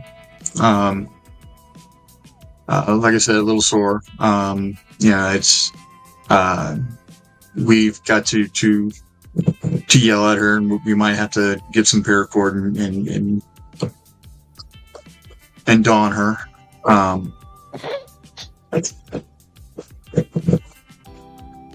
So dawn is now a verb, just like Keisha is a verb, dawn is a verb.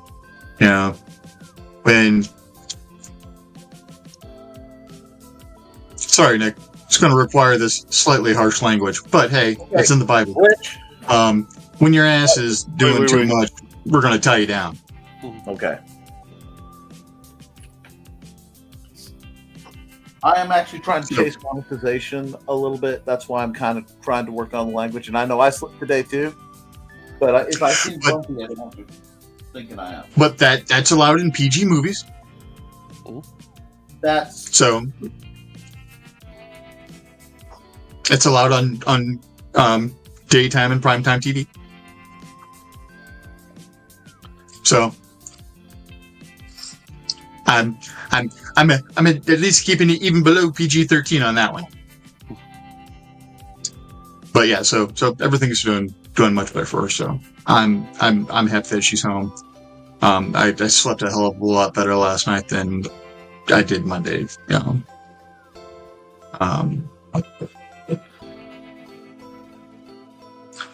To quote the band Sail North, she is the compass that beats in my chest. If you haven't heard it, go out, listen to that song. It is freaking awesome. And it is how I feel about my wife.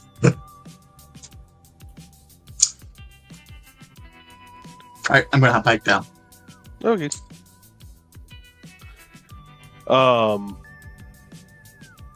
Alright, so Carl's back, kitty lunchtime is over, and nobody wanted to play Laser Chase. Wasn't Laser Chase an 80s sci-fi movie? I don't remember much of the 80s.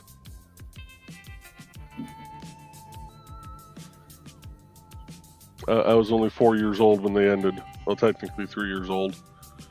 Oh. Fox says lazy day, Carl? And Tosh is greeting Carl. And Fox said, good question, Dan. I've been wondering too. And Carl says, glad to hear that Misty is home at least. And Foxy, hopefully things continue to improve, yes. And that reminded her she needs to update her emergency contacts. Yeah, you know what? I need to go through and I think I still got my mom listed as emergency contact on a few things. Yikes. Yep. They're not going to be able to get a hold of her, at least not without a Ouija board. And Tosh says, oof, I don't know the situation, but it sounds not good. I'm so sorry Misty and yourself are going through that. Sending big hugs and healing thoughts. And Donna says, glad to hear she's home and hopefully doing better. Please give her a hug from us. Carl says, my emergency contacts are our ladies who feed the cats. I suppose one of them will let Donna know. And Fox says, one of mine was my dad, and that won't work, and I don't want my mom or brother in that position. And Dan says, Lindsay has been praying for Misty. She's glad of the update. Thank you. And Blaze says, I know that Laser Mission is a late 80s Brandon Lee movie. Yep. on something connoisseur B-grade movies. Started with watching Elvira, my dad. Now that Svengoolie when we moved up here and we couldn't watch Elvira anymore. Well, out there. Let's get this in real quick. The request was a bear fighting we're fighting an octopus. So, Yeah, bear with a sword sparring with an octopus.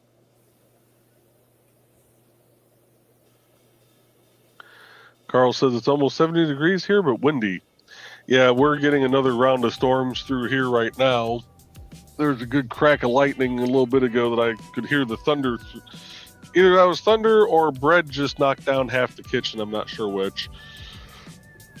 you know, the wonderful thing about cats is if you have enough of them or they are active enough, you could have either a secret roommate, a home invasion, or a haunting and not notice any of the above.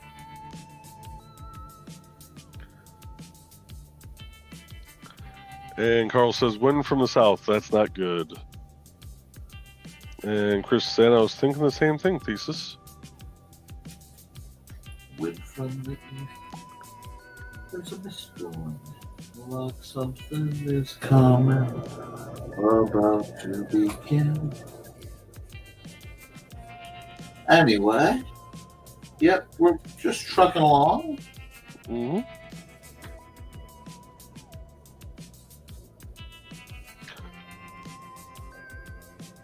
You want me to play a quick ad or two, or because we're about 2 hours in?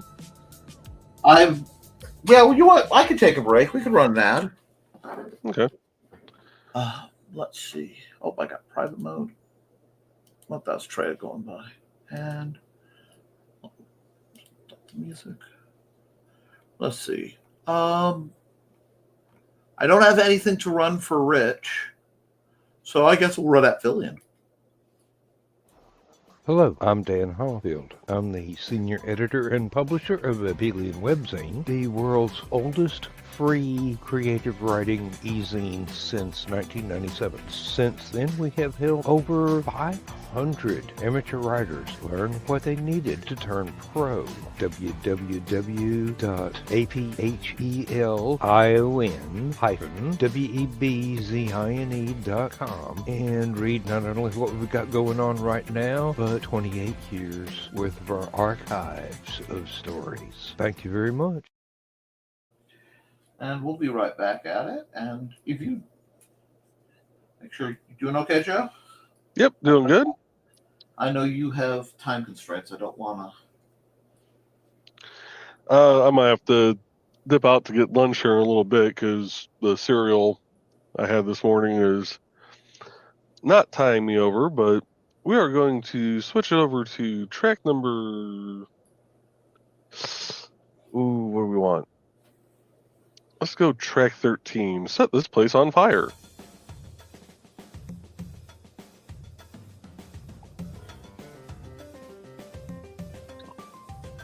Alrighty, and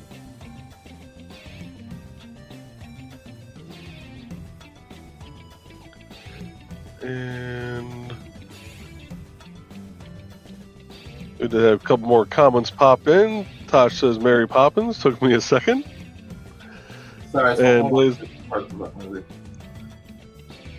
And Blaze said Laser Mission isn't as well known as Shadow in Little Tokyo or The Crow, but I know it.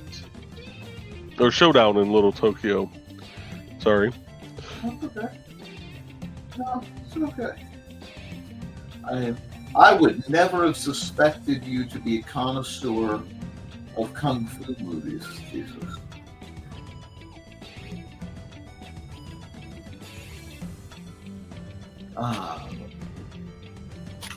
We're getting somewhere.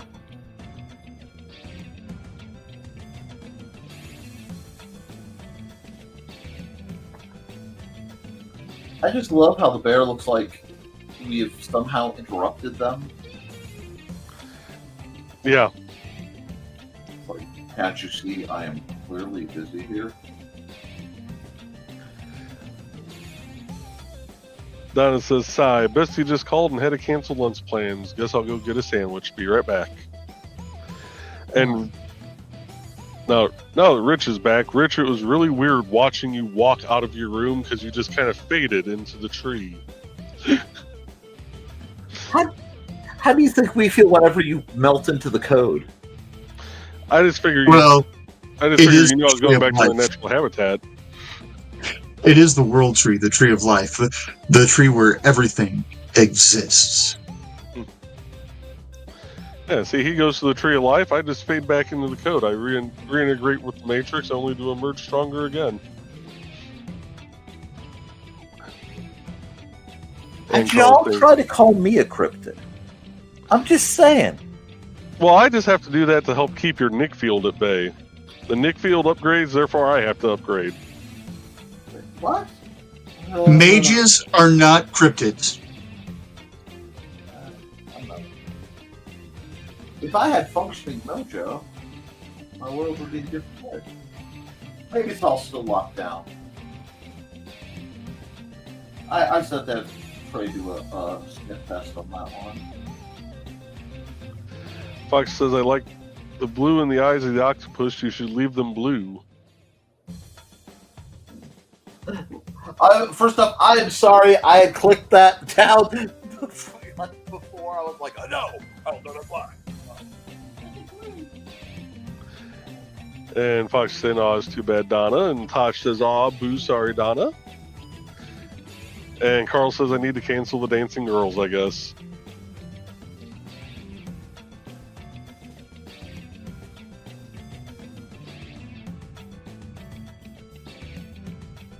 Well, I mean, cancel dancing girls happens.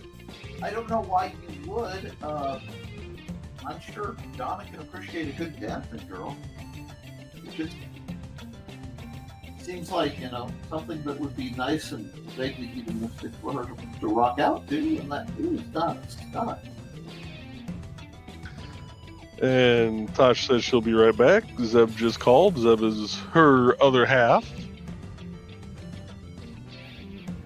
I know that, and I know that Zeb is a person, but the only other Zeb that comes screaming to my mind is the dude from Star Wars Rebels. So in my mind, Zeb has to be this giant furry fella with like extra arms, I think. Yeah. All right. So every time I hear Zeb, I go back to this old website that is what actually got me learning HTML and everything. It was a website called Cyber Army, and they had a series of kind of like hacking challenges, and they were called Zebulon challenges. And we all called it Zeb for short. So every time I hear Zeb, all I can think is Zebulon. And I know that's not his full name.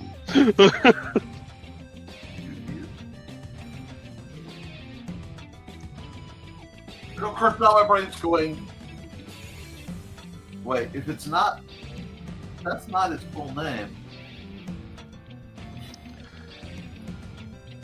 Oh, you're going to want to close off that hand too, Nick, Yeah, in case you want to change the color of the hand. Heading to do, I made a couple faux pas, but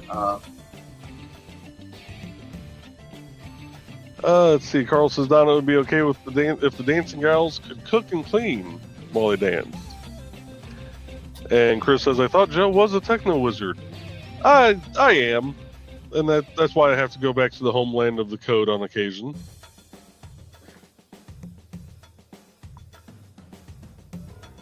Fox says I've been known to dance while I clean. And Financial says because he is Chris. And Donna's saying back, and you're right, Woodsman dude.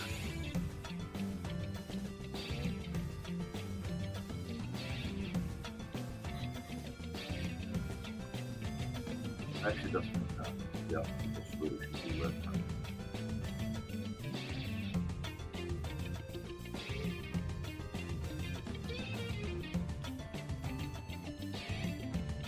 But yeah, I know I've been kind of quiet today. I'm knocking things out, and I keep having guests.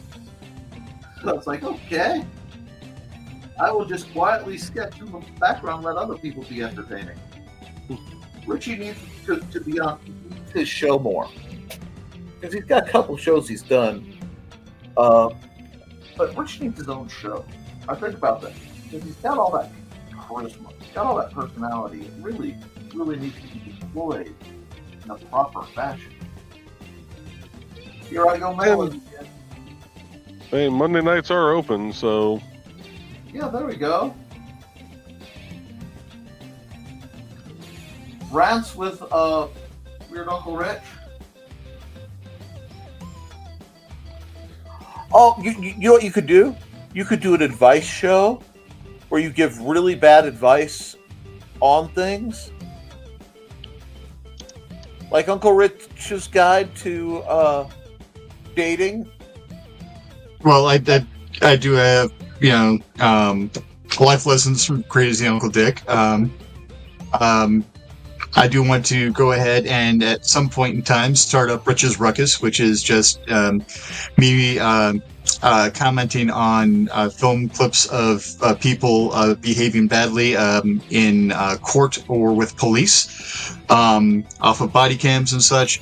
But Due to the Rings is in the works, so that should be starting up shortly. oh, I probably should ask Rich. Do you want me to stream the Wednesday night show to your channel? Tonight's I plan on being on, so yeah, if you could go ahead and stream that to the Do the Rings channel, I'd be appreciative. Yes. Okay, that's good because I already put it on there. Never mind. I have to set up a Twitch channel at least. Because apparently I Twitch without having to. Oh, speaking of Twitch and Kick, I sent an email to Kick the other day asking if they planned on trying to do any kind of integration with StreamYard. Yes. With StreamYard. And they did say yes. There is something in the works, but they couldn't go into detail. The answer is yes, but the answer is when Hell Freeze is over? No, they haven't finalized. I recognize that speech. They'll probably trying to get their APIs to work with StreamYard and. It's probably part of that, and it's also probably part of trying to get all the terms of everything set up so that everybody is getting out of it exactly what they want. Because, the new owners of StreamYard are trying to make a buck. So, yeah. And we know that all too well, don't we, Joe? Yeah.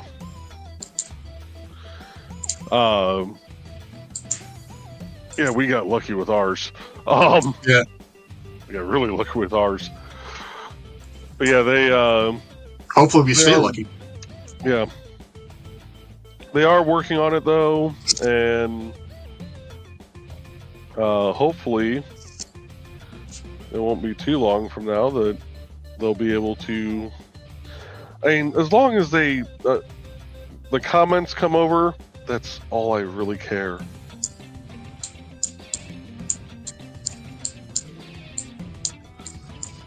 That is truly all I really care, is just getting the comments over, so that way we're not having to copy and paste stuff. We can easily stream to it, and at that point, we will set up a Kick account for Nick, because it'll be far easier to achieve monetization there. At least in the form of being able to do subscriptions.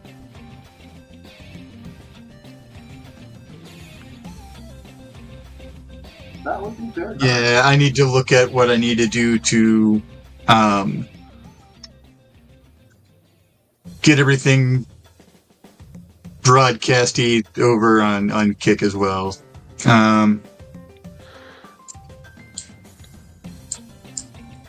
Okay.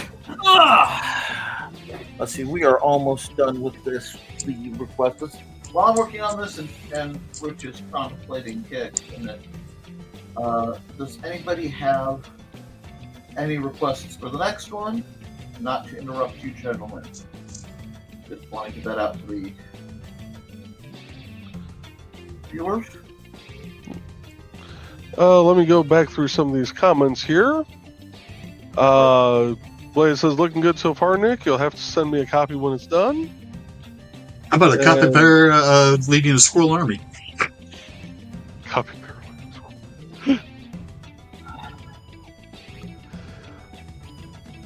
And Chris is calling Rich a techno mystic. Fox says, I love how they both look annoyed at whomever's taking the picture of them sparring. Carl says, battle interruptus.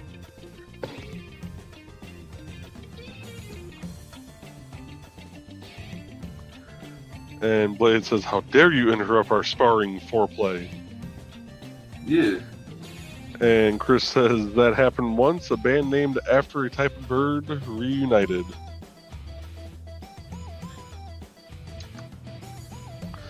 And Foxy's suggesting something springy, flowers, and bright colors. Well, that is definitely Foxy's chosen motif. It's springy, flowery, and bright colors. Let's see. Over here.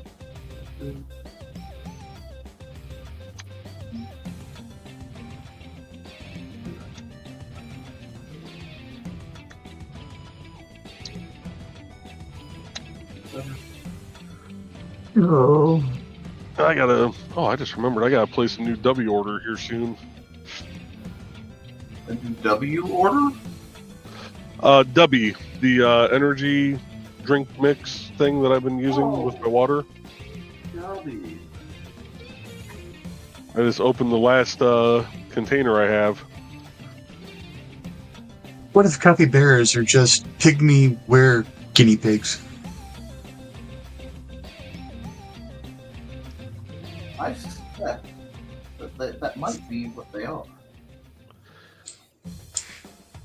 Chris says, a delighted person reacting to a huckleberry saying they would be theirs.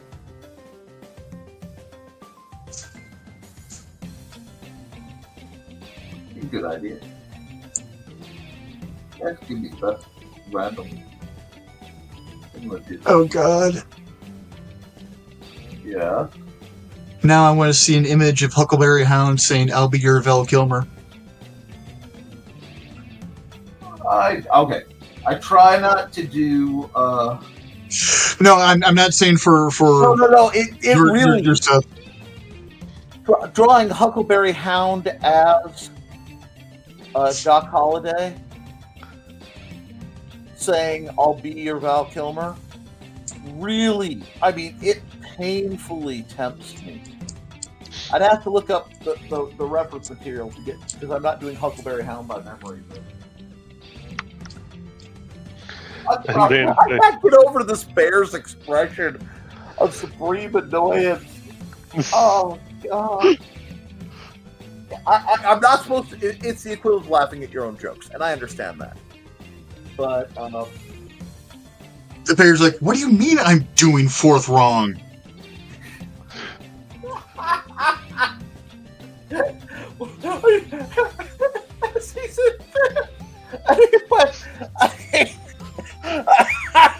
Oh, this is Jessica Smith going, why am I? But, no, you're breaking the fourth wall, not doing fourth. Oh, shoot. Dan saying, Richard, get out of my head.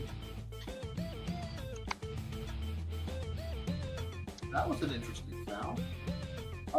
I heard a distinct pop in the distance. So there is an ever so slight chance that I may suddenly disappear off the face of the earth. If I do, Did it come through your speakers? Or did it sound like it actually came from somewhere else? It sounded like the transformer blowing down the street. Oh, I was going to say, because I just cracked open a new bottle of juice here, so I wasn't sure if it... That's some juicy juice. We get this. Wasn't sure if that came through or not, but let's check the radar down by you. As long as we don't get Nick to say his name backwards and he gets sent back to the fifth dimension. Looking at the radar, there's nothing currently by you, Nick, so... Oh. Unfortunately, the chief cause is not weather, but squirrels down here. Oh. We have squirrel-sidal maniacs. We had one of those at the high school. There was one year we had to replace a bunch of the network cards and network switches throughout the school because a squirrel got into one of the power boxes and sent an surge through the school. And then there was another year that the school got struck by lightning and we had to replace a bunch of network switches and network cards. Well, have a good day, Chris. Chris saying got to get going. Have a good part of your middle of the week. Oh, you too, Chris. I hope you have a good one. Sorry if I was quiet this time. I was just getting it done today. Dan says one of the earliest photos of me shows me wearing a Huckleberry Hound t-shirt. That is shocking, man. I didn't know. I'm gonna stop before I get myself in trouble. Because I was about to say, I didn't know Huckleberry Hound was in the 1800s, but, and it wasn't a Dan's old joke. It's a Dan's old Dan joke, not a Dan's old joke. If you know, you know. If not, you need to go check out his Bandcamp and listen to the audio of that particular book. Which reminds me, I still need to do recordings on from Through the Thinning Veil stories. See if I can actually do that without my speech impediment taking over. And Fox is telling Chris to have a good day.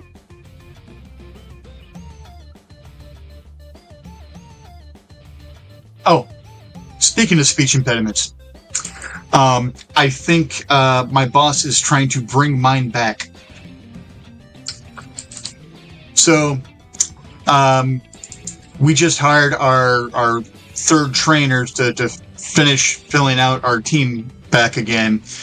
And the new person joining the team, her name is Casey. My boss's name is Stacy. They're both out of Dallas. Yeah, that's not gonna ever end up as a tongue twister. Ever. Ooh.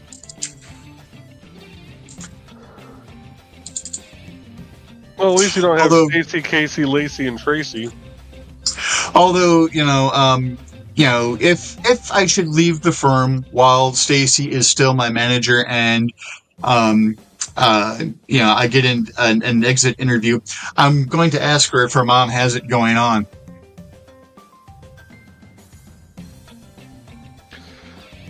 That's like Rundle. I might be able to get away with it sooner because she's actually a very chill, person. She would get along very well with us. But I don't know how well it would go in a professional. I wouldn't. Yeah. That's what I'm saying. During my exit interview, like, what are they going to do? Fire me when I'm leaving?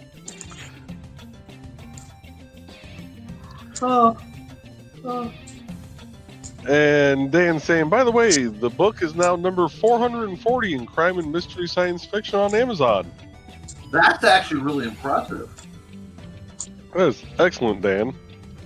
And Fox is saying, good job, Dan. My book is number 440 on my hard drive. I need to finish stuff. Yeah, Stuff like the fire. I've only been waiting. We're going on 20 years, Rich. We're going on 20 years. Bad enough the first time I wasn't DMing in 20 years. It was the plot of what I already read. But 20 years, Rich!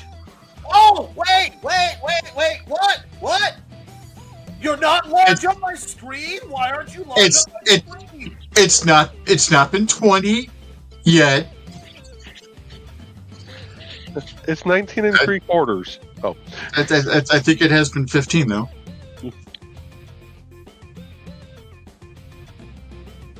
Uh-huh. Carl's saying, great, Dan, and Donna's congratulating Dan, and Carl says, Nick isn't salty about the fire, is he?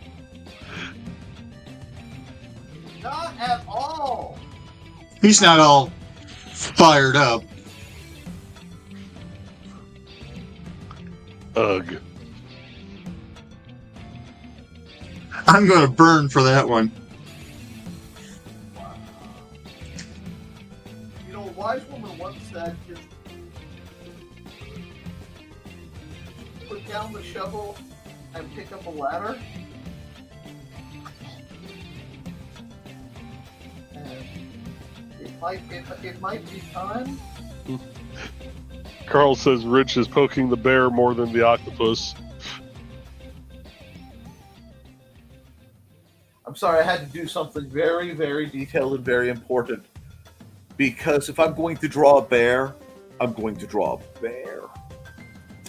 And that just needed to happen because it is Wednesday and it's the one day of the week that Daphne Lage and Nita, of the days I broadcast, I'm not interfering with their stuff.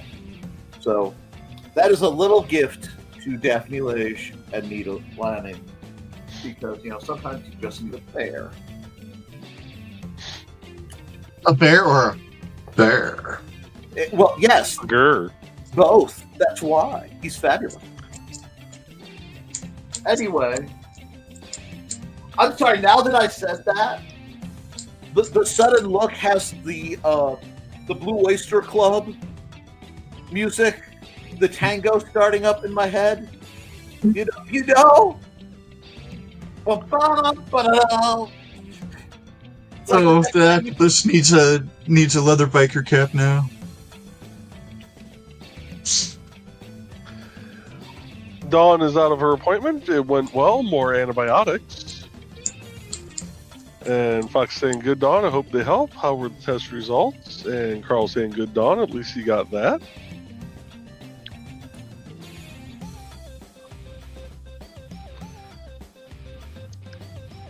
Sparus interruptus. So whoever said that was brilliant. And I know it's not quite proper Latin, and I hear Remo yelling at me.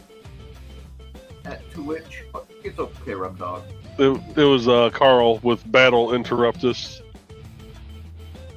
And part of me wanted to pull out my Latin translator, but I think it's good stuff.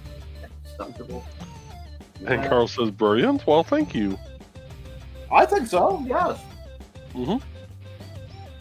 I'm not being facetious. You guys are monstrously intelligent. I mean, you're smart enough to be watching this show, but that's not what I want. I like Papyrus, especially because it annoys a few people. Not that this isn't my favorite font for this, because it is, but Papyrus has become tradition now.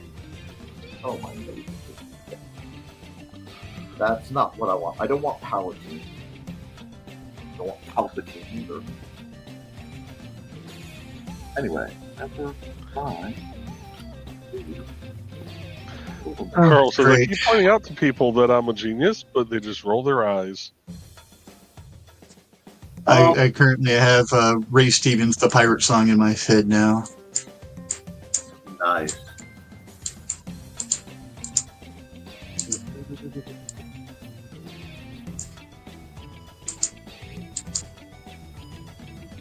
And now that you said that, my brain went to... His name is like Jim Batlap. and he takes songs and turns them into other things. So now I'm hearing the sea shanty version of Never Gonna Give You Up.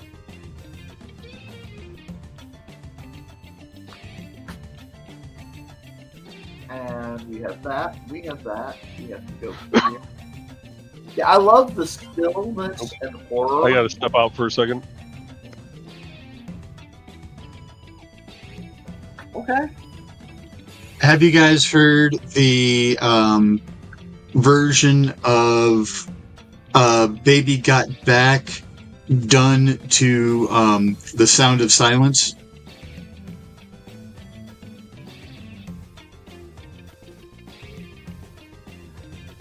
Ow! That made my ocular bone hurt. Wow. Oh. When did you get your face broken? Well, that hurts. It's good. It hurts so good, but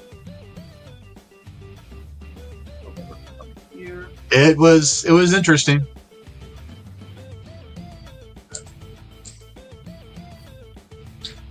And then I had to listen to it a second time to go, did I just hear what I thought I just heard? Yeah. And then I'm like, okay.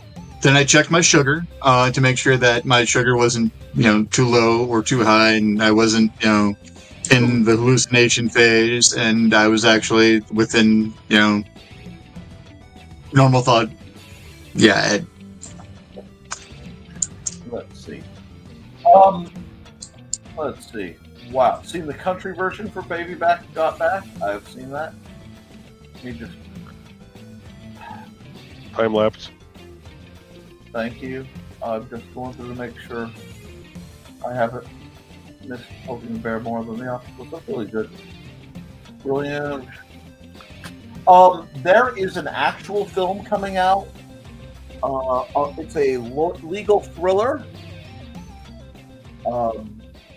Wile E. Coyote versus Acme Corp. Apparently, there's a lawsuit going on where Wile E. Coyote is suing Acme for all the failures of their devices. I think it's done in Who Framed Roger Rabbit style. Yeah. I am beyond here for that. Let's see. So the question is it way old speaking Wile E. Coyote, or is it the newer just holds up signs to speak Wile E. Coyote? I'm not sure, because it could be. I kind of like the old, where he had that classic, Grinchy villainy voice when he would speak, Oh yes, very Boris Karloff. Mm-hmm.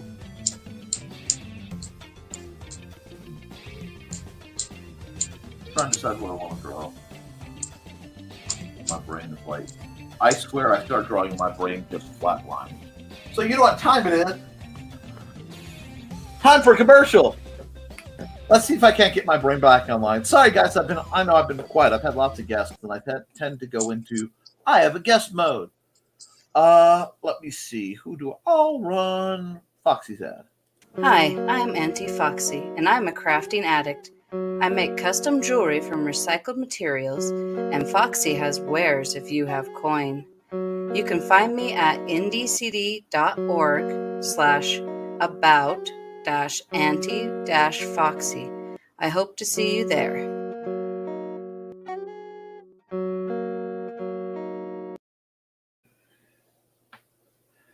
Okay. Bum bum ba da da da bum bum bum. Let's see now. Let's see. That was funny because as a kid, because my dad worked for the Acme Brick Company in Cayuga. Okay, that's cool. And I realized, oh, thank you. There we go. Yeah, let's just. And you did do your time lapse, right? Probably not. Yeah, I didn't.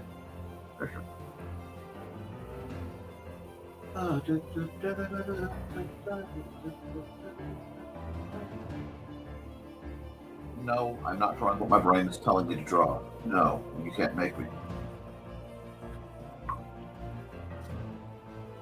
Oh, Lord in heaven. Okay, now. Well, I actually need to drop off here. It's I'm been starting to good get- seeing you. Yep. Thank you for I'm- helping with the comments.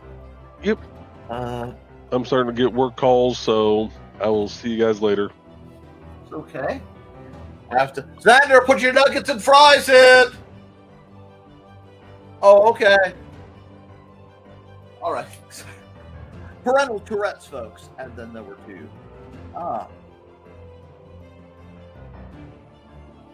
With Nick, Joe, and Rich, it was the panel of the beard. Oh. Okay.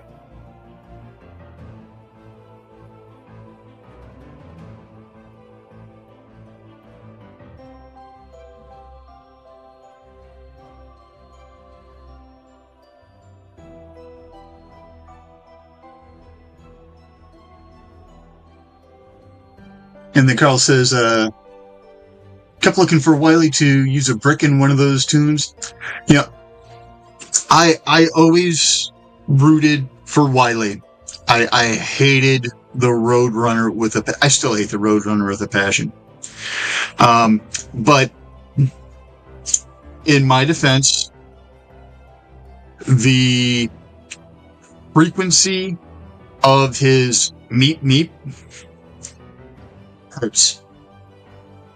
No pun intended.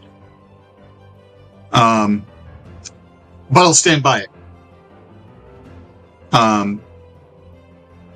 Naturally occurring puns, yeah, I'm not going to take credit for them, but I will stand by them. But yeah, it's just it was painful. I hated Roadrunner with a passion. I think there's a whole class of vaguely IT associated people who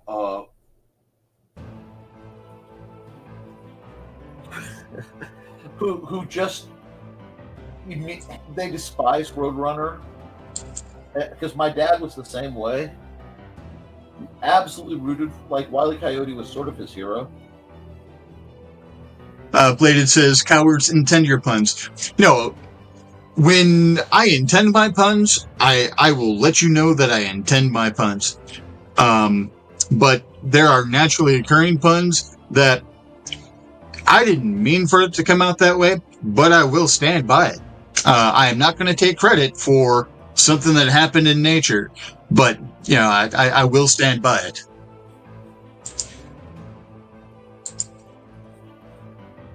Carl said the Roadrunner's tongue action set up an expectation that nobody else will live up to. Him and Sylvester, yeah. Yeah. Wow. Just wow, y'all. His wife is probably like, honey, just say suffer and succotash again, please. Okay. You gotta be we gotta be careful, guys. Oh, the second I start working on something, that's when you strike. I can't. So I'll start laughing. If I start laughing, I can't.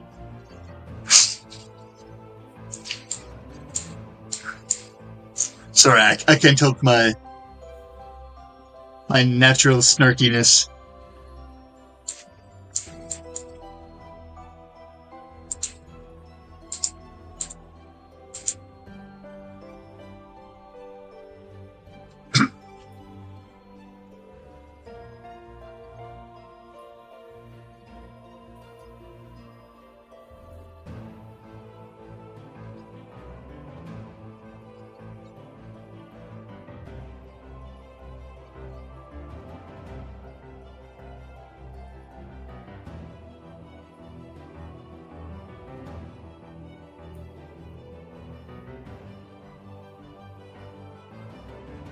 I finally looked up at the picture.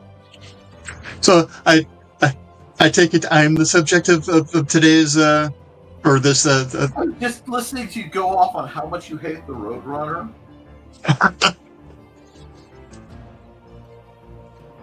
And it just sort of spawned this image.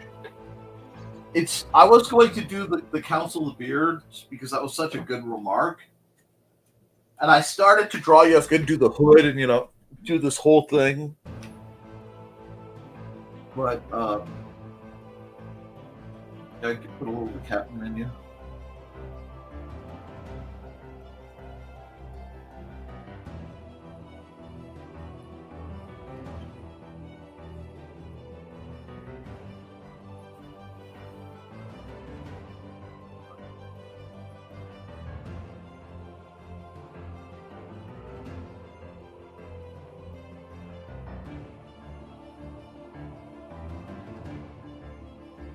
Odd pro Wily yeah, that Roadrunner thing. Another one should be Free Wiley. That's exactly where I was going with it.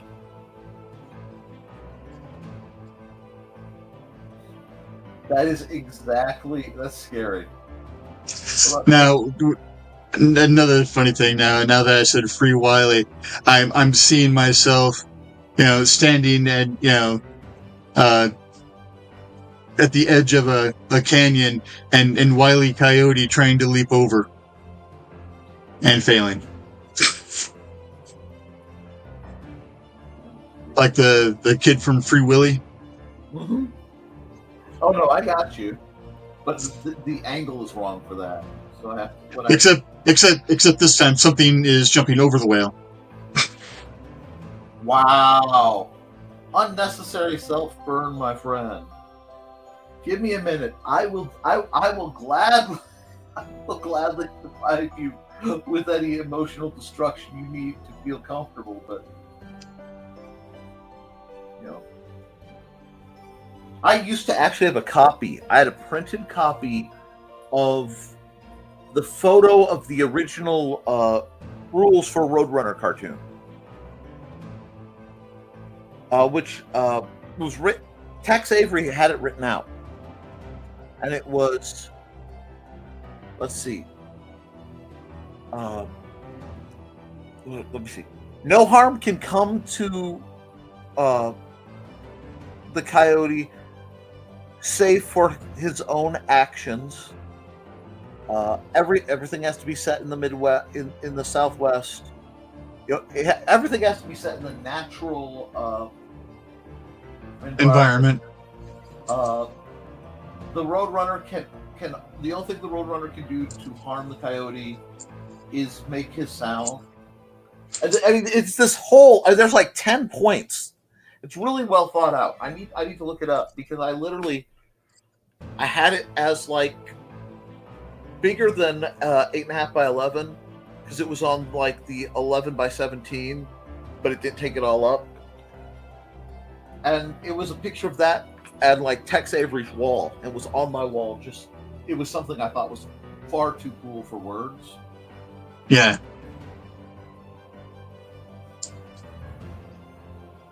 But I mean, 90% of what Tex did was far too cool for words too. So. Oh yeah, the man defined animation for like several generations of Americans.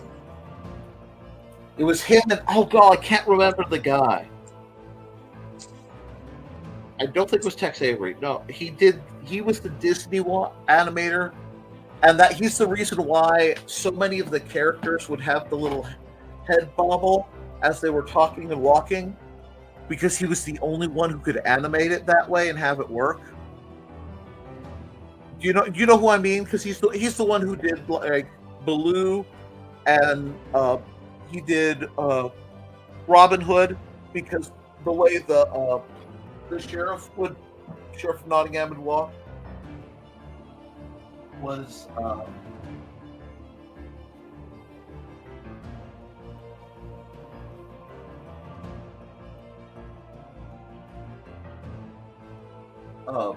was his, was a distinct, like, how do I put it?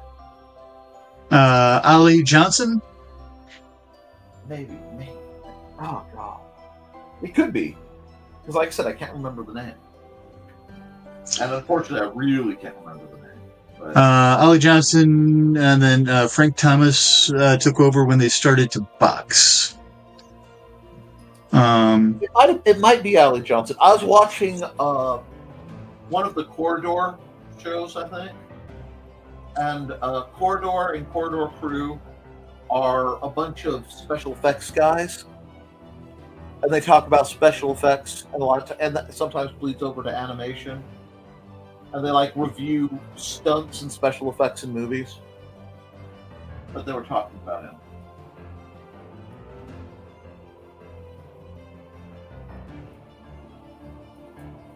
Anyway, my last pictures often get weird.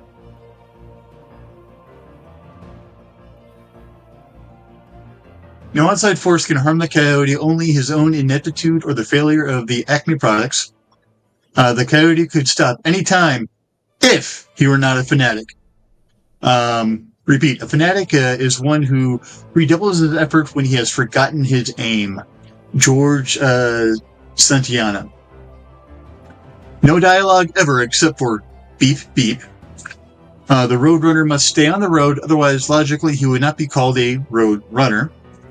All action must be confined to the natural environment of the two characters, the southwest of the American desert. All materials, tools, weapons, or mechanical conveniences must be obtained from the Acme Corporation. Whenever possible, make gravity the coyote's greatest enemy. The coyote is always more humiliated than harmed by his failures.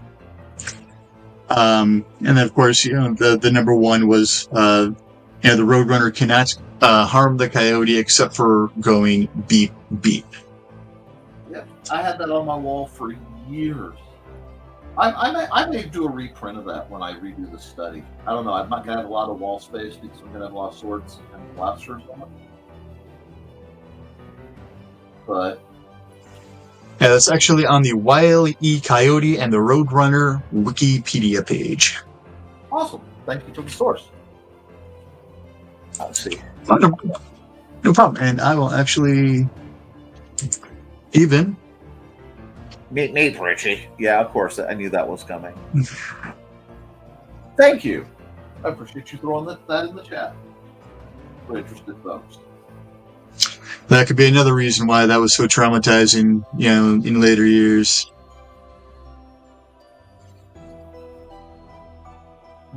Beep, beep, Richie. Yeah. That being said, in a completely dark room,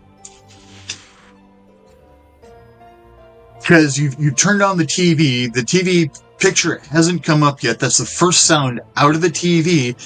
As you're not feeling well already, heading to the bathroom in a pitch black house because you grew up in that house, you do not need to have the lights on because you know where every inch of the house is. You can walk it with your eyes closed because you have for the majority of your life. I had to clean the carpets after that. Oh yeah, that... scariest moment of my life. Thank you, Tim Curry.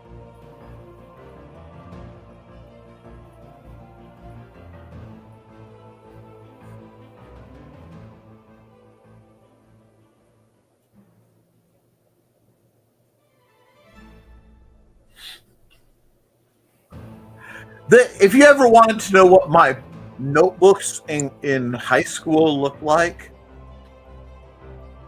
this is very reminiscent of what my notebooks in high school look like. Like, I just need to put, like, a bunch of mathematics notes right over here,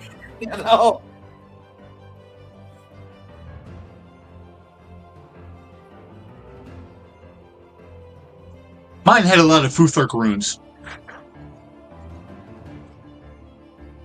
I am not surprised.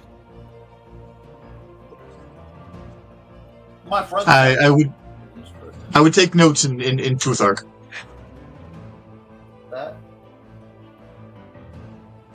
That could also explain why I remembered things a little bit better, because my brain forced the translation. So, okay.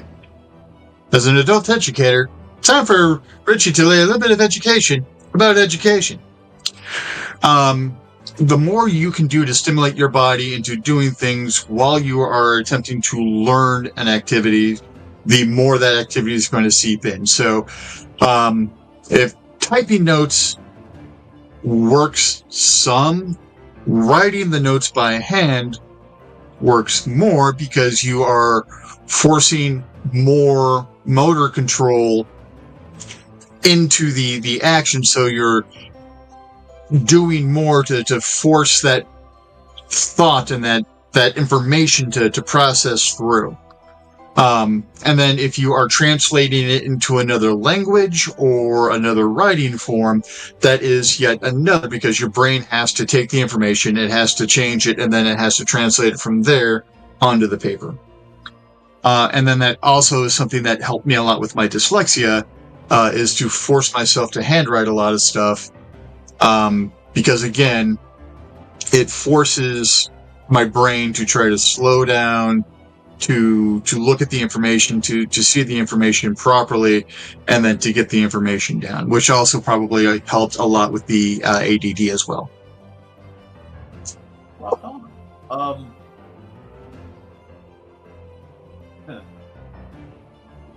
See, a lot of my problem was I have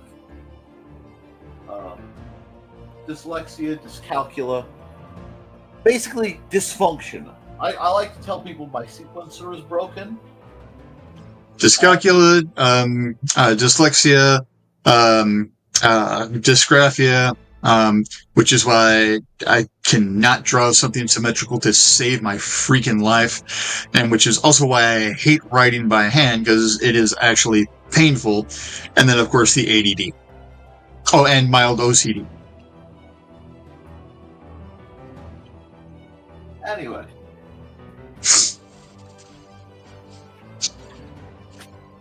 What's up, bud? Now, did you have nuggets for today? Sander. Put them in. Okay, well then make fries. After this, we'll make some more food for you. Okay? Sorry, Heath. We should have. Anyway. But. Yep. Oh, I know. Also, listening to music will help encode things in your brain as well, because hearing a song or hearing something that provides a good memory or a good feeling can go ahead and help bring that memory back to the core of what you're doing at that point in time. And then, of course, scents as well. Scents are a very big builder of memory that will go ahead and help reinforce and be able to strengthen, that kind of thing as well. Oh, I mean, it's neat seeing how people are responding in the chat. Oh, Parker.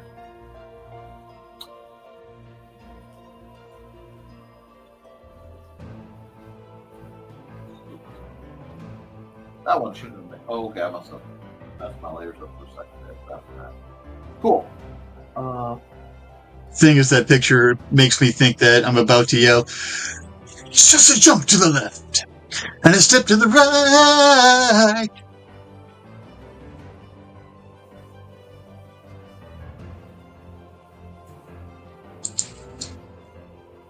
There you go. So Thesis says, I'm getting some very Western black hat vibes from this picture. Just a pocket watch in one pocket. Mm-hmm. I do have a pocket watch addiction. So just saying, if you ever feel like buying Richie a gift for any gift giving occasion, pocket watches are not a bad idea. In case my wife or children or grandchildren ever watch this show,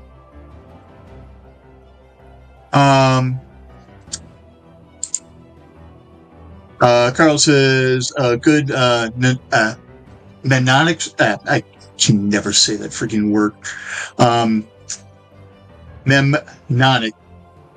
Mnemonics, Rachel. Foxy says, I always learn better by drawing pictures than writing notes, and that's another good thing, because again, it's doing that it's you're bringing that information. Excuse me.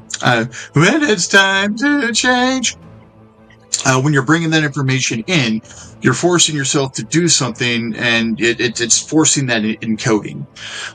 So there's a lot of times you can just look at a picture and go, oh, hey, that's right, the quadratic equation is blah, blah, blah, because you were listening to a teacher drone about the quadratic equation as you were drawing said picture, and it kind of just all melted together. Thesis says, I have a couple of pocket watches as well. Carl says, I used to love pocket watches too. And then Dan says, mnemonic, I think.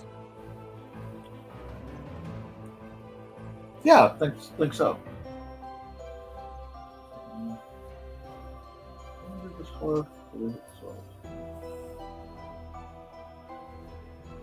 Trying to decide. Yeah, we'll do it that way. Carl says, I use the pocket watch in hypnosis too, because people expected it. The power of association.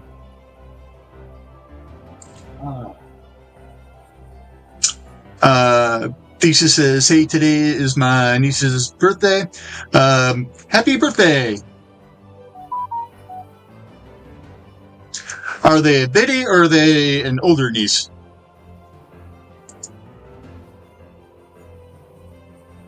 There we go.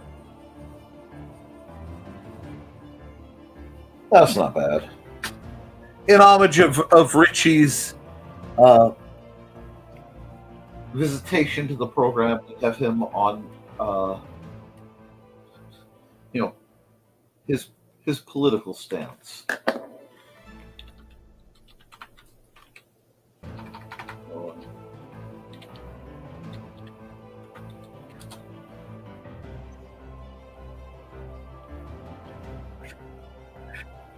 Oh, God.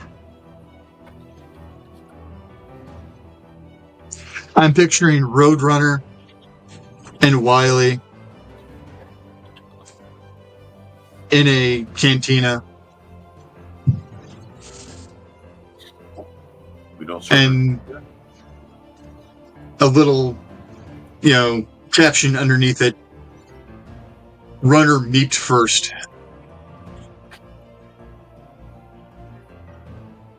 Wow. Now, see, I see. Hey, you said Cantina, you said Roadrunner, but I don't see Wily there. I see Roadrunner and Beaker and R2D2 all in a line, and just a bartender. Like the classic Wild West bartender with his head in his hand. But what does that mean? Beep, beep, beep, beep, beep, beep, beep, Because I think Beaker could translate R2D2 to Roadrunner and back. And yeah. I just see the surly bartender just look in them and go, you're getting whiskey, and walk away. 3 whiskeys. Carl says, happy birthday, niece Thesis. Foxy says, according to FB18, geez, how time has flown. Thesis says, I still remember when she was 6 or 7.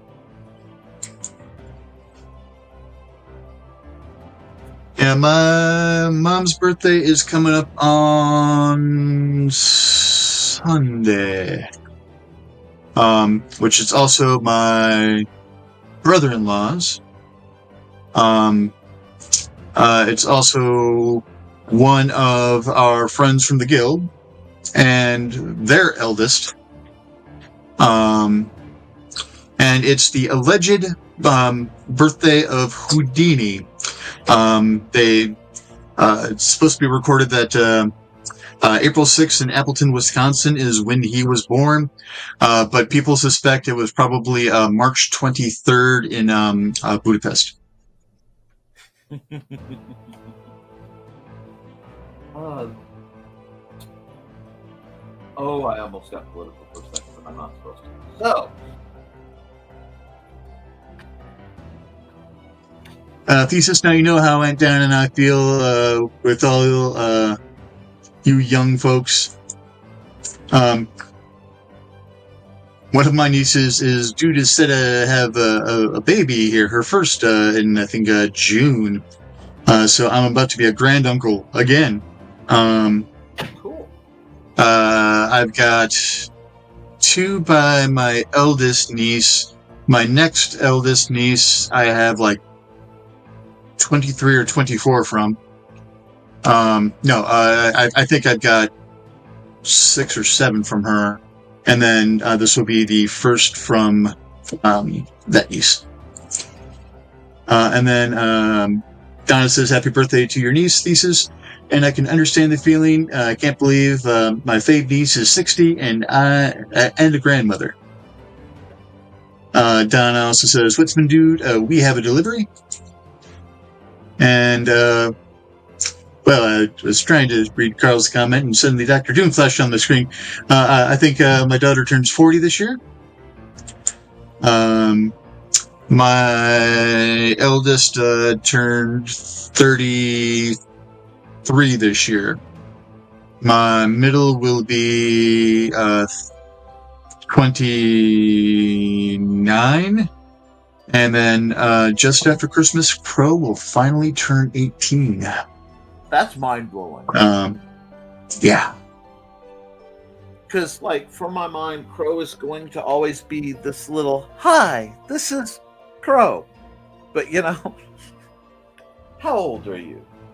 6? You're 6. Now, I forever. And it's one of those where that video has a lot of kind of meaning. Honestly, I see them the same way, and it's hard not to, and it's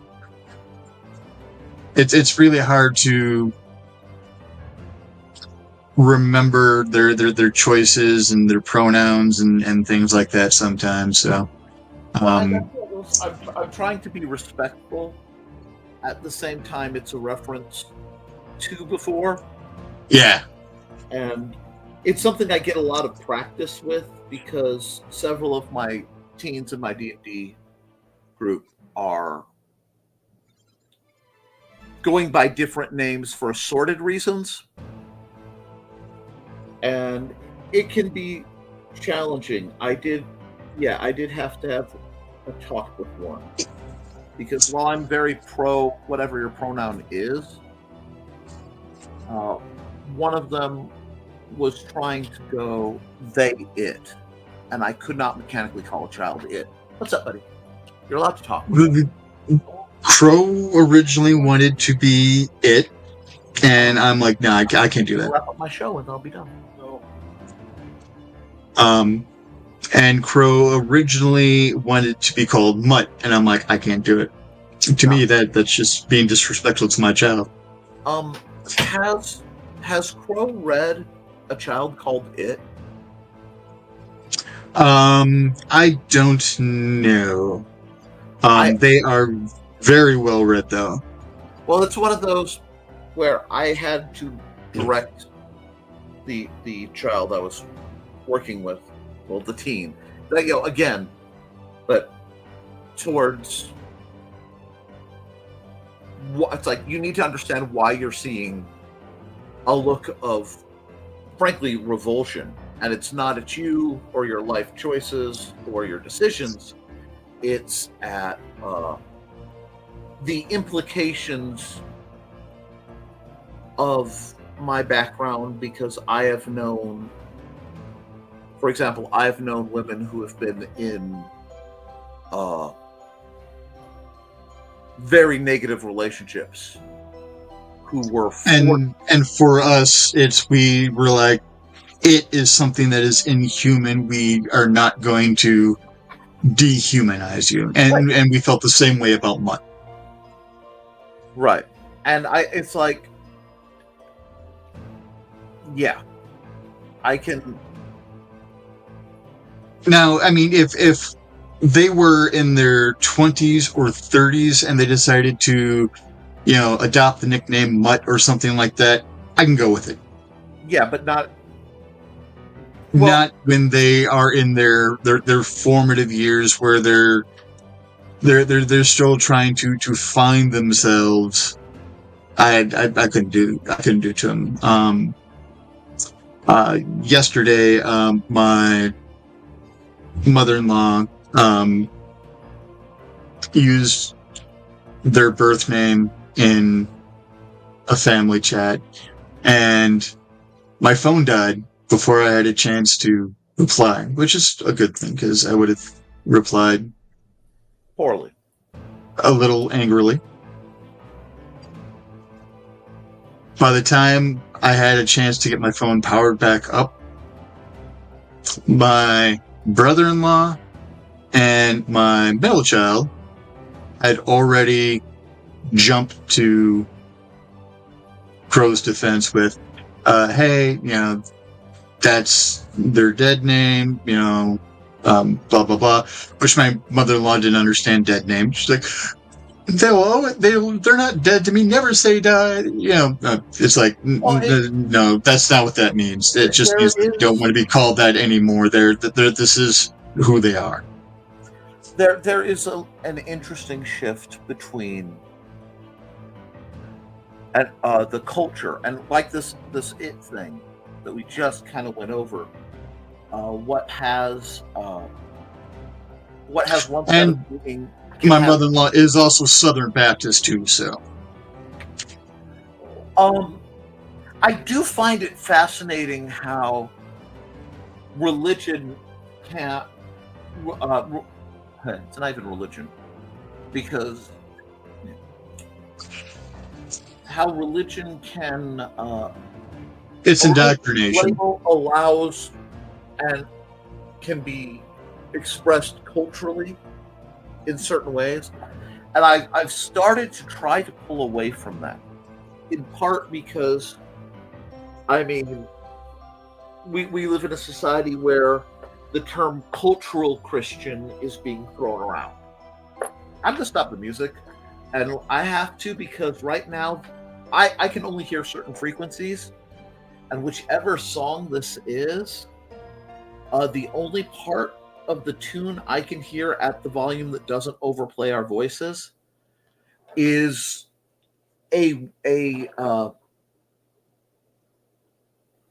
it sounds almost like the music in the background when there are all the zombies, the Imhotep zombies in Mummy, that just over and over and over again. So it's one of those where I realize I probably don't play that track very often. Not because if you hear it at full volume with proper ears, you're fine. But I have high mid-range hearing loss. There are bands I mechanically can't hear. Famously, I got in trouble. I don't know if you've ever heard this one. Have you heard about the Cuban embassy syndrome, where it turned out they were beaming high-pitched sound at the American embassy or whatever in Cuba, and everybody was getting sick, and they realized part of it was from the sound that was being deliberately beamed there, and there was whole talk about it. Well, they played it over this show, and I'm watching this show, And I experienced one of the oddest things I've ever experienced. I've experienced something like it before, but it was negative sound, where the volume of the sound that I cannot hear is so loud I can't hear anything. Like it because I couldn't hear in that range, but what was being broadcasted, it was like jamming my hearing. I get it. Yeah. So this thing goes, and apparently it's this ultra high pitched, very painful sound. And I'm watching the little oscilloscope on screen, the visualizer go. And I'm like, what the heck was that? I didn't hear anything. So I stopped and I rewound it. I reversed it, played it again.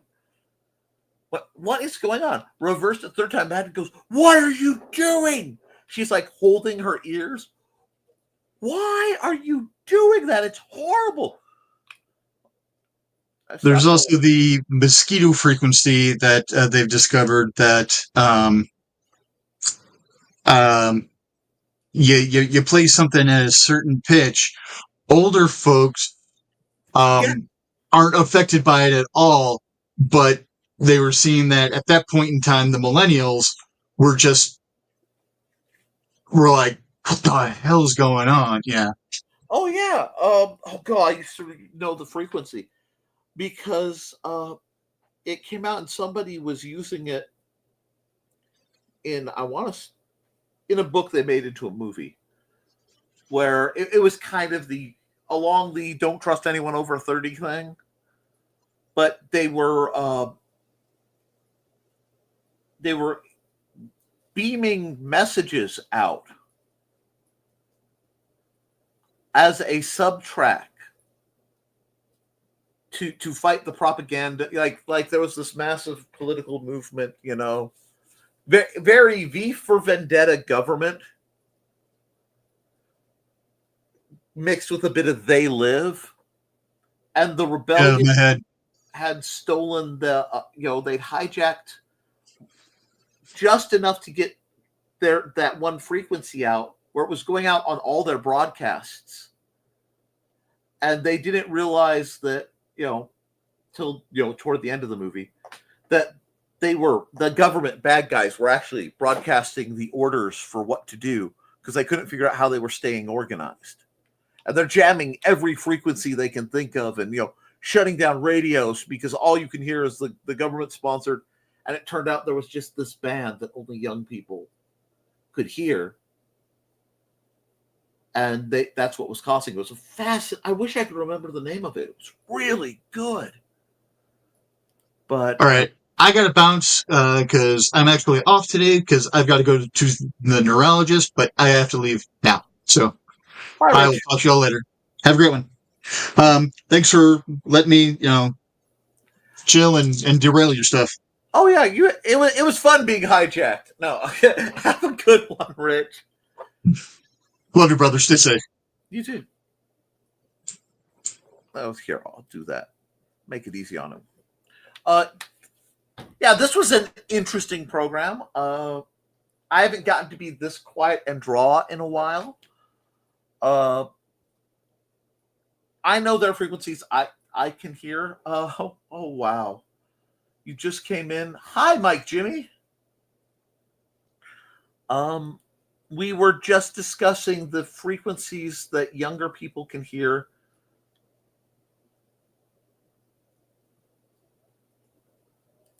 And yes, I know some of the restaurants use that to get teens out of the restaurants to prevent loitering. I know my local restaurants growing up just used polka.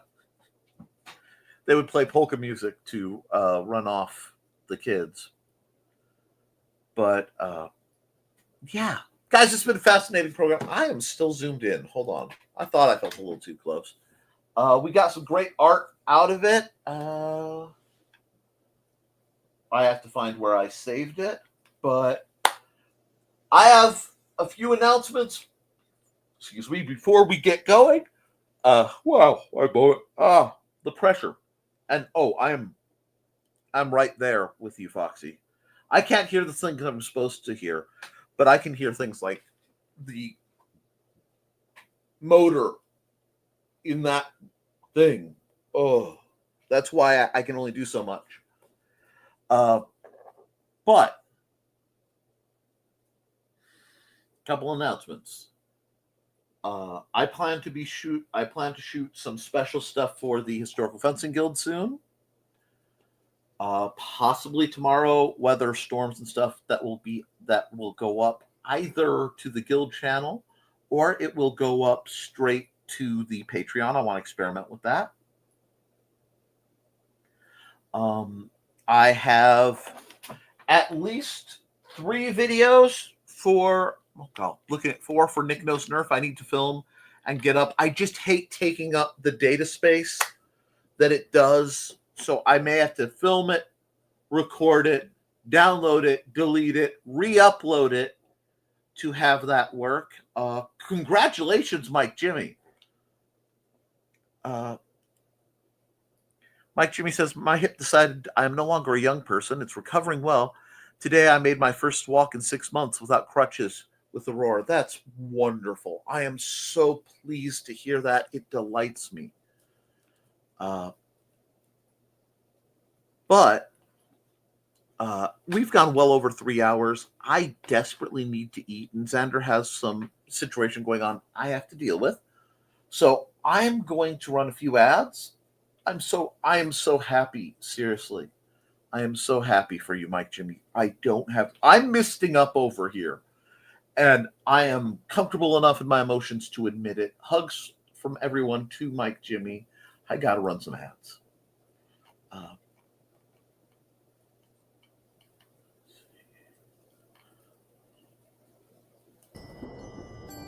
From author Brian K. Morris comes a tale of irreverent holiday horror, told with much inappropriate humor.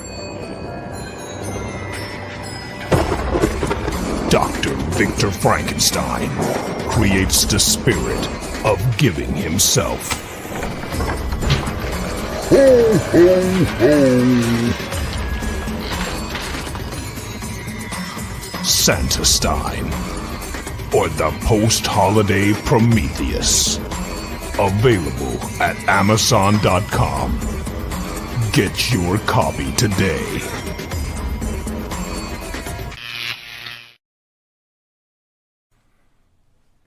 She wants to see how.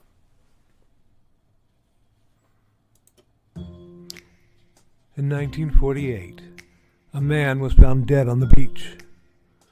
But he hadn't just washed up. Oh no, he was very nicely propped up against the seawall, very well dressed.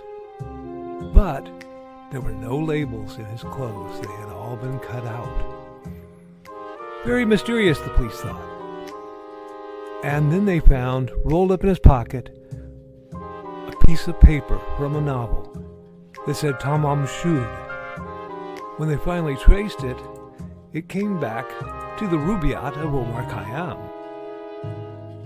But it got even more strange, because in the back of the book, when they found that it had been torn out of, there was a code, a secret code that has not been cracked to this very day. When they finally found his suitcase, it had a mysterious jumble of items, some which were very hard to explain. Also in the back of the book was the phone number of a very mysterious nurse. What did she have to do with the death of the Somerton man? Find Death and Love Down Under, a novel by Carl Witzman, on Lulu.com in both ebook and print format.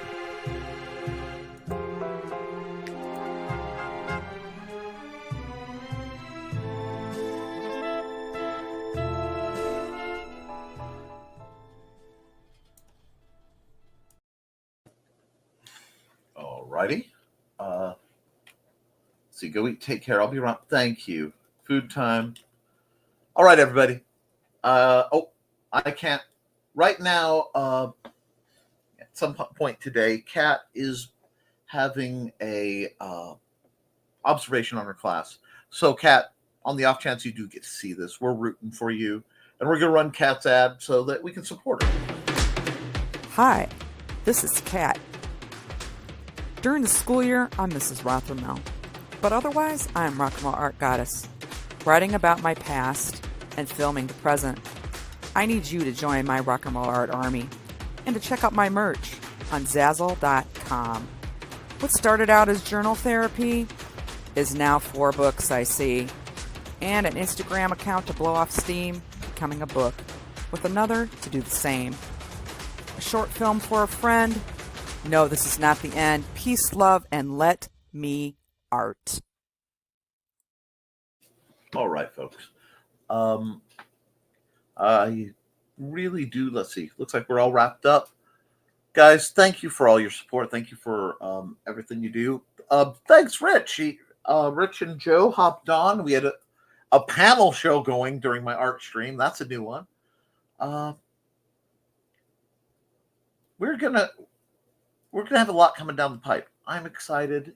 I hope you are too. Stay safe. It's going to be storming this week. Basically, all the folks near me. With that, guys, keep writing, keep drawing, keep creating. Because if you do, you can edit it, you can improve it, but you can't edit a blank page. I love you, and you should too. And I'll be back Friday. Might have something up for you guys Thursday, depending on how things go. Woogie woogie. Beyond that, toodles.